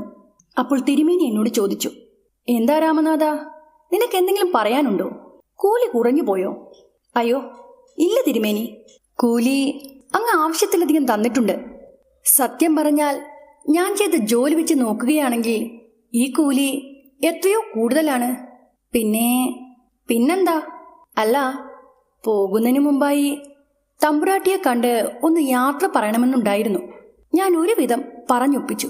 ശരി ശരി, എങ്കിൽ എന്റെ കൂടെ മുകളിലേക്ക് നീ വന്നോളൂ. അദ്ദേഹം എന്നെയും കൂട്ടി മുകളിലത്തെ നിലയിലേക്ക് ചെന്നപ്പോൾ തമ്പുരാട്ടി പതിവ് പോലെ ആ സപ്രമഞ്ച കട്ടിലിൽ ചാരിയിരിക്കുകയായിരുന്നു. വെള്ളി കൊണ്ടുള്ള വെറ്റില ചെല്ലത്തിൽ നിന്നെടുത്ത താമ്പൂലം മടക്കി വായിൽ വെച്ച് സാവധാനം ചവച്ചുകൊണ്ട് അവർ കണ്ണടച്ചിരുന്ന നേരത്ത് ഞാൻ തമ്പ്രാട്ടിയെ അടിമുടി നോക്കി. സ്വർണ്ണ നൂല് പോലൊരു കൊലുസാണ് അവർ കാലിലണിഞ്ഞിരുന്നത്. മാത്രവുമല്ല, തമ്പ്രാട്ടിയുടെ കാൽപാദത്തിൽ അപ്പോഴും മെതിയടി ഉണ്ടായിരുന്നു. ഞങ്ങൾ ആ വലിയ അറയുടെ വാതിക്കൽ ചെന്ന് നിന്നതും അവർ നേരെയിരുന്നു. പിരിയക്കൊടികൾ ഉയർത്തി ഞങ്ങളെ നോക്കി. പോകുന്നതിന് മുമ്പായി ഇവനെ തമ്പുരാട്ടിയെ ഒന്ന് നേരിട്ട് കാണുമെന്ന് പറഞ്ഞു. ഒരു കൽപ്പനയല്ലായിരുന്നു അത്, മറിച്ച് വളരെയേറെ ഭവ്യതയോടെയാണ് തിരുമേനി തമ്പ്രാട്ടിയോട് സംസാരിച്ചത്. ഒരു ഭർത്താവ് ഭാര്യയോട് അത്രയും താഴ്മയോട് പെരുമാറുന്നത് കണ്ടപ്പോൾ എനിക്ക് വല്ലാത്ത ആശ്ചര്യം തോന്നി. ശരി, എന്താണ് കാര്യമെന്ന് പറയൂ, തമ്പുരാട്ടി എന്നോട് ചോദിച്ചു. ഇത്രയും ദിവസങ്ങൾ കൊണ്ട് ആ കോവിലകത്തെ തമ്പുരാട്ടിയുടെ നിർദ്ദേശങ്ങൾക്കനുസരിച്ചാണ് അവിടെയുള്ള എല്ലാവരും ഓരോ കാര്യങ്ങളും ചെയ്തിരുന്നതെന്ന് ഞാൻ കണ്ട് മനസ്സിലാക്കിയിരുന്നു. ആ പ്രായമേറിയ തിരുമേനി തമ്പുരാട്ടിയുടെ ഭർത്താവാണെങ്കിൽ കൂടിയും അദ്ദേഹത്തിന് അവിടെ 2ാം സ്ഥാനമാണ് ഉണ്ടായിരുന്നത്. ഒന്നുകൂടി വ്യക്തമാക്കി പറയുകയാണെങ്കിൽ തമ്പുരാട്ടിയായിരുന്നു ആ കോവിലകത്തെ എല്ലാം. ആ തിരുമേനി അവരുടെ ഒരു ദാസനെ പോലെ ആയിരുന്നു. അക്കാര്യം എനിക്ക് ബോധ്യമായതിനാൽ ഞാൻ തിരുമേനിയെ വകവയ്ക്കാതെ തമ്പുരാട്ടിയോടായി പറഞ്ഞു. തമ്പുരാട്ടിക്ക് വിഷമമാകില്ലെങ്കിൽ എനിക്ക് ചെറിയൊരു അഭ്യർത്ഥന ഉണ്ടായിരുന്നു. ഞാൻ ഏറെ വിനയത്തോടെ പറഞ്ഞു. എന്താണിത്? മടിക്കാതെ പറഞ്ഞോളൂ. ഞാൻ ചെയ്ത ജോലിയിൽ പൂർണ്ണ തൃപ്തിയുണ്ടെങ്കിൽ ആ ഉരുണ്ട കല്ല് അതെന്താണ്? അതിന്റെ പ്രത്യേകത എന്താണ്? അക്കാര്യം എന്നോടൊന്ന് പറയാമോ? എന്റെ ചോദ്യം അവിവേകമായി പോയെങ്കിൽ തമ്പുരാട്ടി എന്നോട് പൊറുക്കണം. എന്റെ ആ ചോദ്യം കേട്ട് തമ്പുരാട്ടി അല്പനേരം ആലോചനയിലാണ്ടു. പിന്നീട് അവർ പറഞ്ഞു, ശരി, അത്രയല്ലേ ഉള്ളൂ. നമ്മൾ ഒന്നിച്ച് ആ ജോലികൾ പൂർത്തിയാക്കിയപ്പോൾ നീ നല്ലൊരു മനുഷ്യനാണെന്ന് എനിക്ക് മനസ്സിലായി. വളരെ ആത്മാർത്ഥതയോടെയാണ് നീ ആ ജോലി ചെയ്തത്. നിന്റെ ജോലിയിൽ ഞാൻ അതീവ സന്തുഷ്ടയുമാണ്. എന്നാൽ നിന്റെ ഈ ആഗ്രഹം ഞാൻ സാധിച്ചു തരാം. വരൂ, എന്റെ കൂടെ വരൂ. അപ്പോൾ തിരുമേനി ചോദിച്ചു, തമ്പുരാട്ടി, ഞാനും വന്നോട്ടെ? അതിന്റെ യാതൊരു ആവശ്യവുമില്ല തിരുമേനി, തമ്പുരാട്ടി കർക്കശമായി പറഞ്ഞു. ആ ഉരുണ്ട കല്ല് സ്ഥാപിച്ചിരുന്ന മുകളിലത്തെ ആ മുറിയുടെ വാതിൽ വലിയ 2 പൂട്ടുകൾ ഉപയോഗിച്ച് പൂട്ടിയിട്ടുണ്ടായിരുന്നു. തമ്പുരാട്ടി ആ പൂട്ടുകൾ തുറന്ന് ആ മുറിയിലേക്ക് കയറി. ജനലുകളെല്ലാം അടച്ചിരുന്നതുകൊണ്ട് അകത്ത് കനത്ത ഇരുട്ടായിരുന്നു. തമ്പുരാട്ടി ആ മുറിയുടെ ഒരു കോണിൽ തൂക്കിയിരുന്ന തൂക്കുവിളക്കിലെ തിരികൾ തെളിച്ചു. ആ നനുത്ത വെട്ടത്തിൽ അവിടുത്തെ കാഴ്ചകളെല്ലാം വ്യക്തമായി. തെക്കേ ചുമരിലേക്ക് നോക്കിയപ്പോൾ പുതിയതായി പണിത പീഠത്തിന് മുകളിലായി ചുമരിൽ ഉറപ്പിച്ച ആ ഉരുണ്ട കല്ല് എന്റെ കണ്ണിൽപ്പെട്ടു. അതിന് മുകളിൽ മൂടിയിരുന്ന ചെമ്പട്ട് അപ്പോൾ മാറ്റിയിരുന്നു. ആ കറുത്തുരുണ്ട കല്ലിന് നടുവിലായി ഒരു വൃത്താകൃതിയിലുള്ള ചിഹ്നം കൊത്തിവെച്ചിട്ടുണ്ടായിരുന്നു. മുമ്പ് ഞാൻ ആ ചിഹ്നം ശ്രദ്ധിച്ചിരുന്നില്ല. ആദ്യമായിട്ടാണ് ഞാൻ ആ കല്ലിൽ കൊത്തിവെച്ചിരുന്ന ആ അടയാളം കണ്ടത്. തൂക്കുവിളക്കിന്റെ വെട്ടത്തിൽ കണ്ട ആ കല്ലിൽ കൊത്തിവെച്ചിരുന്ന വൃത്താകൃതിയിലുള്ള അടയാളത്തിന് നടുവിൽ ഒരു ചുവന്ന തിലകം തൊട്ടിട്ടുണ്ടായിരുന്നു. മങ്ങിയ പ്രകാശത്തിലും ആ തിലകക്കുറിയുടെ നനവ് എടുത്തറിയാമായിരുന്നു. അതപ്പോഴെങ്ങോ ആ കല്ലിൽ തൊട്ടതാണെന്ന് എനിക്ക് മനസ്സിലായി. ഞാൻ ആ ഉരുണ്ട കല്ലിലേക്ക് നോക്കി നിൽക്കെ തമ്പുരാട്ടി എന്റെ തൊട്ടരികിൽ വന്ന് നിന്നിട്ട് ശബ്ദം താഴ്ത്തി പറഞ്ഞു, ഇതാണ് ഞങ്ങളുടെ കുലദൈവം. ഈ ഉരുണ്ട കല്ലോ? ദൈവത്തിന്റെ പല വിഗ്രഹങ്ങൾ ഞാൻ കണ്ടിരുന്നെങ്കിലും അതുവരെ അത്തരമൊരു ഉരുണ്ട കല്ലിനെ വെച്ച് ആരും പൂജിക്കുന്നതായി ഞാൻ കണ്ടിരുന്നില്ല. ഈ കല്ല് നീ കരുതുന്നത് പോലെ ഒരു സാധാരണ കല്ലല്ല രാമനാഥ. ഇത് അതീവ ശക്തിയേറിയ ഒന്നാണ്. തമ്പുരാട്ടിയുടെ ശബ്ദത്തിൽ ഗാംഭീര്യം നിറഞ്ഞു.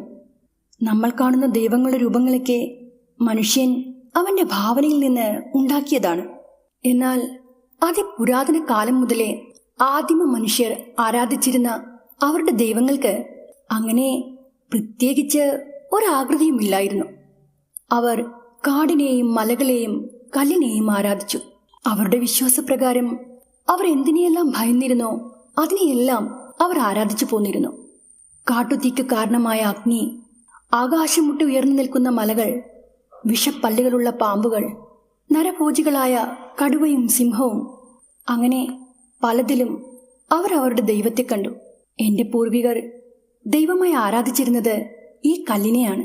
ഞങ്ങളുടെ കുലദൈവമായ വേതാളരുദ്രൻ ഈ കല്ലിൽ നൂറ്റാണ്ടുകൾക്ക് മുമ്പ് വടക്കൻ മലബാറിലെ ഒരു മഹാമാന്ത്രികന്റെ കൈവശമായിരുന്നു ഈ കല്ല്. അക്കാലത്ത് പണം കൊണ്ടും മാന്ത്രിക വിദ്യകൾ കൊണ്ടും നാടിനെ വിറപ്പിച്ചു നിർത്തിയ ആളായിരുന്നു അദ്ദേഹം. തന്റെ ശത്രുക്കളെ ഉന്മൂലനം ചെയ്യാനും അപാരമായ മാന്ത്രിക സിദ്ധി ലഭിക്കാനും സർവ്വ ഐശ്വര്യങ്ങൾ ഉണ്ടാകാനും അദ്ദേഹം ഈ കല്ലിനെയാണ് പൂജിച്ചിരുന്നത്. ആ മാന്ത്രികന്റെ മനയിലായിരുന്നു ഈ അതീവ ശക്തിയേറിയ കല്ല് സൂക്ഷിച്ചിരുന്നത്. എന്നാൽ കാലാന്തരത്തിൽ ആ മനയിലെ തലമുറക്കാർ തമ്മിൽ അധികാരത്തിനും സ്വത്തിനും വേണ്ടി വലിയ കലഹങ്ങൾ നടന്നു. ആ കലഹങ്ങൾക്ക് അവസാനം തോറ്റ വിഭാഗത്തെ ആ നാട്ടിൽ നിന്നും അവർ നാടുകടത്തി. നാടുവിട്ട് തോറ്റോടി വന്നവർ അവരുടെ അവശേഷിച്ച സമ്പാദ്യവും ബന്ധുക്കളുമായി ഈ തുരുത്തിലെത്തി. അവര് വന്ന വഞ്ചിയിൽ ഈ കല്ല് മുളിപ്പിച്ചിട്ടുണ്ടായിരുന്നു. എന്നാൽ ആ വഞ്ചിയാത്രയിൽ പുഴയുടെ മധ്യത്തിൽ വെച്ച് ശത്രുപക്ഷത്തുള്ളവർ അവരെ ആക്രമിക്കുകയും അവർ സഞ്ചരിച്ചിരുന്ന വഞ്ചി കുത്തിപ്പൊളിച്ച് വെള്ളത്തിൽ മുക്കുകയും ചെയ്തു. ആ മനയിലെ സ്ത്രീകളും കുട്ടികളും അവരുടെ കുറച്ച് സഹായികളും പുഴയിൽ മുങ്ങി മരിച്ചു. അന്ന് പുഴയിൽ മുങ്ങി മരിച്ചവരുടെ കൂട്ടത്തിൽ ആ മനയിലെ അന്നത്തെ തലമുറക്കാരിയായ ഒരു മന്ത്രവാദിനിയും ഉണ്ടായിരുന്നു. അവരുടെ ഏറ്റവും വിശ്വസ്തയായ ഒരു ദാസി മാത്രമാണ് അന്ന് ആ ദുരന്തത്തിൽ നിന്നും നീന്തി രക്ഷപ്പെട്ടത്. മുങ്ങിത്താഴുന്നതിന് മുമ്പ് ആ മന്ത്രവാദിനി വേതാളസ്വാമിയുടെ ശക്തി ആവാഹിച്ച ഈ കല്ല് ആ ദാസിയുടെ കയ്യിലേൽപ്പിച്ചു. വർഷങ്ങൾക്കിപ്പുറം ആ ദാസിയുടെ പരമ്പരയിലുള്ള ആളുകൾ ഈ തുരുത്തിൽ വന്ന് താമസമാക്കുകയും ഈ കല്ലിനെ പൂജിക്കുകയും ചെയ്തു. മനയിലെ ആ മഹാമാന്ത്രികൻ ചെയ്തു പോന്നിരുന്ന എല്ലാ മാന്ത്രിക കർമ്മങ്ങളും പൂജകളും മുടക്കം കൂടാതെ അവർ ചെയ്തു പോന്നു. ആ ദാസി എന്റെ മുതുമുത്തശ്ശിയായിരുന്നു. തലമുറകളായി ഞങ്ങൾ വേതാളസ്വാമിയെ ആരാധിക്കുന്ന മാന്ത്രികന്മാരുടെ പരമ്പരയിലുള്ള ആളുകളാണ് രാമനാഥ. ഞങ്ങളുടെ കുടുംബത്തിലെ സ്ത്രീകളെല്ലാം ഈ മാന്ത്രിക വിദ്യകൾ അഭ്യസിച്ചവരായിരുന്നു. അവരിൽ ഭൂരിഭാഗം പേരും മലബാറിലെ പഴയ മാന്ത്രിക പരമ്പരയിൽ നിന്നുള്ളവരായിരുന്നു. ഇപ്പോൾ ആ പരമ്പരയിലെ അവസാനത്തെ കണ്ണി ഞാനാണ്. എന്റെ പേര് ഭദ്രയെന്നാണ്. ആ പഴയ കോട്ട നശിച്ചു പോയപ്പോൾ എന്റെ മുത്തശ്ശനാണ് വർഷങ്ങൾക്ക് മുമ്പ് ഈ കോവിലകം പണിത് ഇങ്ങോട്ടേക്ക് താമസം മാറ്റിയത്. തമ്പുരാട്ടി പറഞ്ഞ കാര്യങ്ങൾ കേട്ട് ഞാൻ ആകെ അമ്പരന്നു പോയി. എന്റെ മുന്നിൽ ചുമരിൽ സ്ഥാപിച്ചിരിക്കുന്ന ആ ഉരുളൻ കല്ലിന് അത്രയേറെ ശക്തിയുണ്ടെന്ന് കേട്ടപ്പോൾ എനിക്കത് വിശ്വാസമായില്ല. വേതാളത്തിന്റെ ശക്തി ആവാഹിച്ച ആ കല്ല് ഇങ്ങനെ സൂക്ഷിച്ചതുകൊണ്ട് എന്ത് നേട്ടമാണുള്ളത്? ഇതെന്റെ മനസ്സിൽ ഉടലെടുത്ത ചോദ്യമാണെങ്കിലും തമ്പുരാട്ടി എന്റെ മുഖത്തേക്ക് നോക്കി എന്റെ മനസ്സ് വായിച്ചറിഞ്ഞതുപോലെ പറഞ്ഞു, ഈ വേതാളരുദ്രന്റെ ശക്തി ഒന്നുകൊണ്ട് മാത്രമാണ് ഞങ്ങൾക്കിതുവരെ പണത്തിന് യാതൊരു കുറവും ഉണ്ടാകാതിരുന്നത്. ഈ ശക്തിക്ക് മുന്നിൽ മനസ്സൊരുക്കി പ്രാർത്ഥിച്ചാൽ അളവറ്റ സമ്പത്തിന്റെ ഉടമയാകാൻ സാധിക്കും. അത് കേട്ടതും എന്റെ ഉള്ളിൽ ഒരാളലുണ്ടായി. അളവറ്റ സമ്പത്തോ? കൈ നിറയെ പണം, വലിയ ബംഗ്ലാവ്, എന്തിനും ഏതിനും വേലക്കാർ, എല്ലാം മടക്കി ഭരിക്കാനുള്ള അധികാരം. അതൊക്കെ ആലോചിച്ചപ്പോൾ എനിക്ക് ഭ്രാന്ത് പിടിക്കുന്നത് പോലെ തോന്നി. നല്ലൊരവസരമാണ് എനിക്ക് മുന്നിൽ വീണ് കിട്ടിയിരിക്കുന്നത്. മടിച്ചു നിന്നിട്ട് കാര്യമില്ല എന്ന ചിന്തയിൽ ഞാൻ തമ്പുരാട്ടിയോട് ഏറെ വിനയത്തോടെ ചോദിച്ചു, തമ്പുരാട്ടിക്ക് വിഷമമാകില്ലെങ്കിൽ എനിക്കും നിങ്ങളുടെ ഈ കുലദൈവത്തോട് എന്തെങ്കിലും ഒന്ന് ചോദിക്കാൻ അനുവാദമുണ്ടോ? എന്റെ അവസ്ഥ വളരെ ദയനീയമാണ്. ഒരു ജോലി തേടി ഒരുപാട് നാളായി ഞാൻ അലയാൻ തുടങ്ങിയിട്ട്. ഇതുവരെ ജോലിയൊന്നും കിട്ടിയതുമില്ല, കയ്യിൽ പണവുമില്ല. എന്റെ ആവശ്യം ഈ ദൈവത്തിനോട് പറഞ്ഞാൽ എന്തെങ്കിലും വഴി തെളിയുമോ? തീർച്ചയായും. തമ്പുരാട്ടിയുടെ കണ്ണുകൾ തിളങ്ങി. അവരെന്റെ കണ്ണുകളിലേക്ക് ഉറ്റുനോക്കിക്കൊണ്ട് പറഞ്ഞു, നിനക്ക് ഈ ശക്തിയോട് എന്തു വേണമെങ്കിലും ആവശ്യപ്പെടാം. പക്ഷേ അതിന് ചില നിബന്ധനകൾ പാലിക്കേണ്ടതുണ്ട്. ഞാൻ എന്തിനും തയ്യാറാണ്. തമ്പുരാട്ടി ആ നിബന്ധന എന്താണെന്ന് മാത്രം പറഞ്ഞാൽ മതി. ഞാൻ ആവശ്യത്തോടെ പറഞ്ഞു, ഒരാത്മാവിനെ ഈ വേതാളരുദ്രന് നീ പണയം വെക്കണം.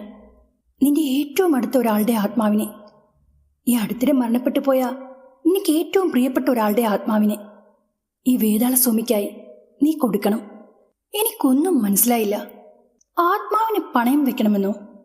ഞാൻ തെല്ല് നേരം ആലോചിച്ചു. പിന്നീട് പറഞ്ഞു, എൻ്റെ ആത്മാവിനെ നിങ്ങളുടെ ദൈവത്തിന് മുന്നിൽ പണയം വയ്ക്കുവാൻ എനിക്ക് സമ്മതമാണ്. അത് സാധ്യമല്ല. ജീവിച്ചിരിക്കുന്ന നിന്റെ ആത്മാവിനെ എങ്ങനെയാ പണയം വയ്ക്കുക?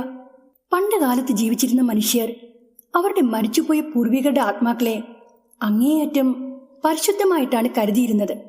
ആ ആത്മാക്കളുമായി സമ്പർക്കം പുലർത്തിയാണ് അവർ ജീവിതത്തിലെ വലിയ പ്രതിസന്ധികൾക്ക് പരിഹാരം കണ്ടെത്തിയിരുന്നത്. നീ മായൻ സംസ്കാരത്തെക്കുറിച്ചോ അല്ലെങ്കിൽ ലോകത്തിന്റെ പല കോണുകളിലും ചിതറിക്കിടക്കുന്ന ആദിവാസി ഗോത്രങ്ങളെക്കുറിച്ചോ ഒന്ന് ആലോചിച്ചു നോക്കൂ. മരിച്ചുപോയ അവരുടെ പൂർവികർ അവർക്ക് ദൈവത്തിന് തുല്യമാണ്. ഒരു ദൈവത്തിന് എന്താണോ പ്രിയം അത് കൊടുത്തു വേണം നമ്മൾ ആ ദൈവത്തെ പ്രീതിപ്പെടുത്താൻ. ഇനി പറയൂ, നിന്റെ അടുത്ത ബന്ധുക്കൾ ആരെങ്കിലും ഈയിടെ അന്തരിച്ചിട്ടുണ്ടോ? അച്ഛൻ, അമ്മ, സഹോദരൻ, സഹോദരി അല്ലെങ്കിൽ ഭാര്യ? ഉണ്ട്. 2 വർഷം മുമ്പ് എൻ്റെ അച്ഛൻ മരിച്ചുപോയി. അദ്ദേഹത്തിന് എന്നെയും എനിക്ക് അദ്ദേഹത്തെയും വലിയ ഇഷ്ടമായിരുന്നു. നീ നിന്റെ അച്ഛൻ്റെ മൂത്ത മകനാണോ? ഞാൻ എൻ്റെ അച്ഛനമ്മമാരുടെ ഒരേ ഒരു മകനാണ്. അത് മതി. നിന്റെ അച്ഛൻ്റെ ആത്മാവിനെ നിനക്ക് പണയം വെക്കേണ്ടി വരും. ഇനി പറയൂ, അതിന് രാമനാഥന് സമ്മതമാണോ? തമ്പുരാട്ടി പിന്നീട് പറഞ്ഞ കാര്യങ്ങൾ കേട്ടപ്പോൾ തന്നെ എൻ്റെ അച്ഛൻ്റെ ആത്മാവിനെ അവരുടെ കുലദൈവമായ വേതാളത്തിനായി സമർപ്പിക്കാൻ ഞാൻ നേരത്തെ തന്നെ തീരുമാനിച്ചതാണ്. അദ്ദേഹം എപ്പോഴേ മൺമറഞ്ഞു പോയതാണ്. അച്ഛൻ്റെ ആത്മാവ് ഇപ്പോൾ എവിടെയുണ്ടെന്ന് ആർക്കറിയാം? അല്ലെങ്കിൽ ആത്മാവെന്ന് പറയുന്ന ഒന്നിന് നിലനിൽപ്പുണ്ടോ? അതൊന്നും ഇതുവരെ ആർക്കും തെളിയിക്കാൻ കഴിഞ്ഞിട്ടില്ലല്ലോ. ആത്മാവെന്ന ആശയം വന്നത് ഗ്രീക്ക് തത്വചിന്തകനായ പ്ലേറ്റോയിൽ നിന്നാണ്. അദ്ദേഹം ഇതേക്കുറിച്ച് കേട്ടത് സോക്രട്ടീസിൽ നിന്നാണ്. സോക്രട്ടീസിന് ഈ ഐഡിയ കിട്ടിയത് പൈതഗോറസിൽ നിന്നാണ്. എല്ലാം ഒരേ തൂവൽ പക്ഷികൾ തന്നെ. ജോൺ സ്റ്റുവർട്ട് മില്ലിന്റെ വലിയൊരു രചന തന്നെ ഈ ഒരു സംഭവത്തെക്കുറിച്ചിട്ടുണ്ട്. ഞാൻ പഠിപ്പും വിവരമുള്ള ഒരാളാണ്. ഇവരുടെ കുലദൈവമായ വേതാളരുദ്രൻ എൻ്റെ അച്ഛൻ്റെ ആത്മാവിനെ തേടിക്കൊണ്ടുവരാൻ കഴിയുമെങ്കിൽ അങ്ങ് കൊണ്ടുവരട്ടെ. കൊണ്ടുവന്നിട്ട് എന്ത് വേണമെങ്കിലും ചെയ്യട്ടെ. ആ നേരത്ത് മനസ്സിലൂടെ പാഞ്ഞുപോയ ചിന്തകൾക്ക് കടിഞ്ഞാണിട്ടുകൊണ്ട് ഞാൻ തമ്പുരാട്ടിയോട് പറഞ്ഞു, എനിക്ക് സമ്മതമാണ്. എൻ്റെ അച്ഛൻ്റെ ആത്മാവിനെ ഈ ശക്തിക്കായി സമർപ്പിക്കാൻ എനിക്ക് പൂർണ്ണ സമ്മതമാണ്. ഇനി പറയൂ, ഞാൻ എന്താണ് ചെയ്യേണ്ടത്? അയ്യോ, ഒരു കാര്യം കൂടി. ഇതൊക്കെ ഞാൻ ചെയ്താൽ എനിക്ക് പണം ഉണ്ടാക്കാൻ കഴിയുമെന്ന് തമ്പുരാട്ടിക്ക് ഉറപ്പുണ്ടോ? തീർച്ചയായും എനിക്കുറപ്പുണ്ട്. ഇനി നിങ്ങൾക്ക് അധികമൊന്നും ചെയ്യാനില്ല. ഒരേ ഒരു കാര്യം കൂടിയുണ്ട്. നിങ്ങളുടെ അച്ഛൻ്റെ ഏറ്റവും പ്രിയപ്പെട്ട, അതായത് അദ്ദേഹം ഉപയോഗിച്ചിരുന്ന എന്തെങ്കിലും ഒരു സാധനം എനിക്ക് തരാൻ കഴിയുമോ? തരാം, തീർച്ചയായും തരാം. ഇതാ ഈ വാച്ച്. ഇത് അദ്ദേഹത്തിൻ്റെതാണ്. വളരെ ആഗ്രഹിച്ച് പണം സ്വരുക്കൂട്ടി വെച്ച് അച്ഛൻ വാങ്ങിയതാണിത്. അങ്ങനെ പറഞ്ഞുകൊണ്ട് എൻ്റെ കയ്യിൽ കിടന്ന ആ വാച്ച് അഴിച്ച് ഞാൻ തമ്പുരാട്ടിക്ക് നൽകി. നിങ്ങളുടെ അച്ഛൻ്റെ പേരും മുത്തശ്ശിയുടെ പേരും പറയണം. എൻ്റെ അച്ഛൻ്റെ പേര് ഹരിനാരായണൻ, മുത്തശ്ശിയുടെ പേര് പാസിര. പിന്നെ അമ്മയുടെ അമ്മ, അവരെ ഞാൻ കണ്ടിട്ടുമില്ല, എനിക്ക് അവരുടെ പേരൊട്ട് അറിയത്തുമില്ല. എൻ്റെ അച്ഛനമ്മമാർ പ്രണയിച്ച് വിവാഹം കഴിച്ചവരാണ്. മതി മതി, വേറെ വിവരങ്ങളൊന്നും ആവശ്യമില്ല. അല്ല തമ്പുരാട്ടി, ഒരു കാര്യം കൂടി ഞാൻ ചോദിച്ചോട്ടെ? എൻ്റെ അച്ഛൻ്റെ ആത്മാവിനെ നിങ്ങൾക്ക് എങ്ങനെ കിട്ടാനാ? അദ്ദേഹത്തിന്റെ കുഴിമാടം അങ്ങ് ദൂരെയല്ലേ? ആത്മാവ് എന്തായാലും കുഴിമാടത്തിലുണ്ടാകില്ല. പരേതരുടെ ആത്മാക്കൾ വസിക്കുന്നത് മറ്റൊരു ലോകത്താണ്. അടുത്തൊരു ജന്മം ഉണ്ടാകുന്നതുവരെ അവർക്ക് അവിടെ തന്നെ കഴിയേണ്ടി വരും. നിങ്ങളുടെ ഈ ദാനം ആ ശക്തി സ്വീകരിക്കുകയാണെങ്കിൽ പരലോകത്ത് നിന്ന് നിങ്ങളുടെ അച്ഛൻ്റെ ആത്മാവിനെ അത് വലിച്ചു പുറത്തു കൊണ്ടുവരും. പിന്നെ ആ ആത്മാവ് വേതാളത്തിൻ്റെ അടിമയായി മാറും. യജമാനന്റെ ഇഷ്ടത്തിനനുസരിച്ച് അത് പ്രവർത്തിക്കും. പക്ഷേ ഒരു പ്രശ്നമുണ്ട്. വേതാളം അതിന് മോചനം നൽകുന്നതുവരെ ആ ആത്മാവിന് ആ ശക്തിയുടെ അടിമയായി കഴിയേണ്ടി വരും.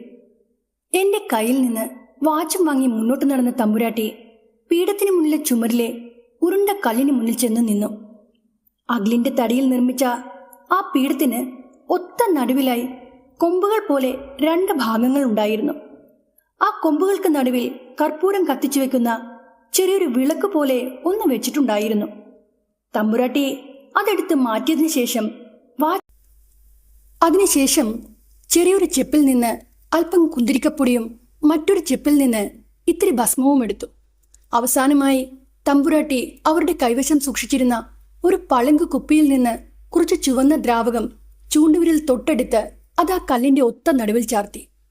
കല്ലിന്റെ മധ്യഭാഗത്ത് കണ്ട വൃത്തത്തിന് നടുവിലായി ആ ചുവന്ന ദ്രാവകം കൊണ്ട് തമ്പുരാട്ടി കല്ലിൽ ഒരു തിലകക്കുറി ചാർത്തി. പളുങ്ക് കുപ്പിയിലുണ്ടായിരുന്ന ആ ചുവന്ന ദ്രാവകം കട്ട പിടിക്കാത്ത ചുടുരക്തമായിരുന്നുവെന്ന് എനിക്ക് പിന്നീട് മനസ്സിലായി. പീഠത്തിന്റെ ഒത്ത നടുവിലിരുന്ന വാച്ചിനപ്പുറവും ഇപ്പുറവുമായി തമ്പുരാട്ടി പിന്നീട് സാമ്പ്രാണി തിരികൾ കത്തിച്ചു. ആ തിരികൾ കത്തിച്ചതോടെ അതിൽ നിന്ന് വെളുത്ത പുകച്ചുരുളുകൾ ഉയരാൻ തുടങ്ങി. ആ പുകച്ചുരുൾ ഉയർന്നു പൊങ്ങി ഉരുണ്ട കല്ലിൽ കൊത്തിവെച്ചിരുന്ന വൃത്താകൃതിയെ ആകെ മൂടി. ഊതിന്റെ മനം മയക്കുന്ന സുഗന്ധം ആ മുറിയിൽ ആകെ നിറഞ്ഞു. അതിനുശേഷം തമ്പുരാട്ടി കൈകാട്ടി എന്നെ അവരുടെ അടുത്തേക്ക് വിളിച്ചു. ഞാനിനി ചില മന്ത്രങ്ങൾ ചൊല്ലാൻ പോവുകയാണ്. മന്ത്രം ചൊല്ലുന്നതിനിടയിൽ ഞാനിടക്ക് നിർത്തും. അങ്ങനെ തുടർച്ചയായി 3 തവണ ഓരോ ഇടവേളയിലും നീ 3 പ്രാവശ്യമായി വേതാളരുദ്രന് മുന്നിൽ തല കുനിച്ച് വണങ്ങി നിൽക്കണം. മനസ്സിലായല്ലോ? ഞാൻ തലയാട്ടി സമ്മതം അറിയിച്ചതും തമ്പുരാട്ടി എനിക്ക് മനസ്സിലാകാത്ത ഏതോ ഒരു ഭാഷയിൽ മന്ത്രങ്ങൾ ഉരുവിടാൻ തുടങ്ങി. ആ മന്ത്രത്തിലെ ഒരു വാക്ക് പോലും ഞാൻ കേട്ടിട്ടില്ലായിരുന്നു. ഏതോ കാട്ടുഭാഷയിലുള്ള ഒരു തരം മന്ത്രമായിരുന്നു അത്. തലയൽപ്പം കുനിച്ച് കണ്ണുകൾ അടച്ച് തമ്പുരാട്ടി ഒരേ ഈണത്തിൽ മന്ത്രങ്ങൾ ഉരുവിട്ടുകൊണ്ടേയിരുന്നു. പെട്ടെന്ന് അവസാനം ഉച്ചരിച്ച ഒരു വാക്ക് ദീർഘമായി നീട്ടി ചൊല്ലിക്കൊണ്ട് തമ്പുരാട്ടി പെട്ടെന്ന് നിശബ്ദയായി. ആ നേരം എന്തൊക്കെയോ ചിന്തകളിൽ മുഴുകി നിന്ന എന്റെ മുഖത്തേക്ക് തമ്പുരാട്ടി കൂർപ്പിച്ചൊന്ന് നോക്കി. അവരപ്പോഴും ശിരസ് കുനിച്ച് കണ്ണടച്ചു നിൽക്കുകയാണ്. എനിക്ക് അപ്പോഴാണ് ആ കാര്യങ്ങൾ ഓർമ്മ വന്നത്. തല കുനിച്ച് വേതാളസൂമിയെ വന്ദിക്കേണ്ട സമയം ഇതാണല്ലോ. ഞാൻ ഉടൻ തന്നെ ബലിപീഠത്തിന് നേരെ ശിരസ് കുനിച്ചു നിന്നു. പിന്നീട് നേരെ നിവർന്നു നിന്ന തമ്പുരാട്ടി വീണ്ടും മന്ത്രങ്ങൾ ചൊല്ലാൻ തുടങ്ങി. അങ്ങനെ കുറച്ച് സമയം കൂടി കടന്നുപോയി. തമ്പുരാട്ടി വീണ്ടും നിശബ്ദയായി. ഇത്തവണ ഞാൻ നേരത്തെ തന്നെ തയ്യാറായിരുന്നു. പെട്ടെന്ന് തന്നെ ശിരസ് കുനിച്ചുള്ള ആ വന്ദനം ഞാൻ പൂർത്തിയാക്കി. വീണ്ടും തമ്പുരാട്ടി മന്ത്രം ഉരുവിട്ടു തുടങ്ങി. അതിനൊരു അവസാനമില്ലാത്തതുപോലെ എനിക്ക് തോന്നി. ഏതാണ്ട് 3 മണിക്കൂർ അങ്ങനെ കടന്നു പോയിട്ടുണ്ടാകുമെന്നാണ് എനിക്ക് തോന്നിയത്. കൃത്യം ആ സമയത്താണ് ബലിപീഠത്തിന് മുകളിലിരിക്കുന്ന വാച്ചിലേക്ക് എന്റെ നോട്ടം പതിഞ്ഞത്. എന്റെ കയ്യിൽ കിടന്ന ആ വാച്ച് അഴിച്ചു നൽകുമ്പോൾ ഞാൻ സമയം ശ്രദ്ധിച്ചിരുന്നു. അപ്പോൾ കൃത്യം 12 മണി കഴിഞ്ഞിരുന്നു. ഇപ്പോഴത്തെ സമയം 12:15. അതായത് വെറും 15 മിനിറ്റ് മാത്രമേ കഴിഞ്ഞിട്ടുള്ളൂ. പതുക്കെ പതുക്കെ മന്ത്രോച്ചാരണം അവസാനിച്ചു. തല കുനിച്ച് ഞാൻ ഒരിക്കൽ കൂടി വേതാളരുദ്രന്റെ ശക്തി ആവാഹിച്ച ആ കല്ലിനെ വണങ്ങി.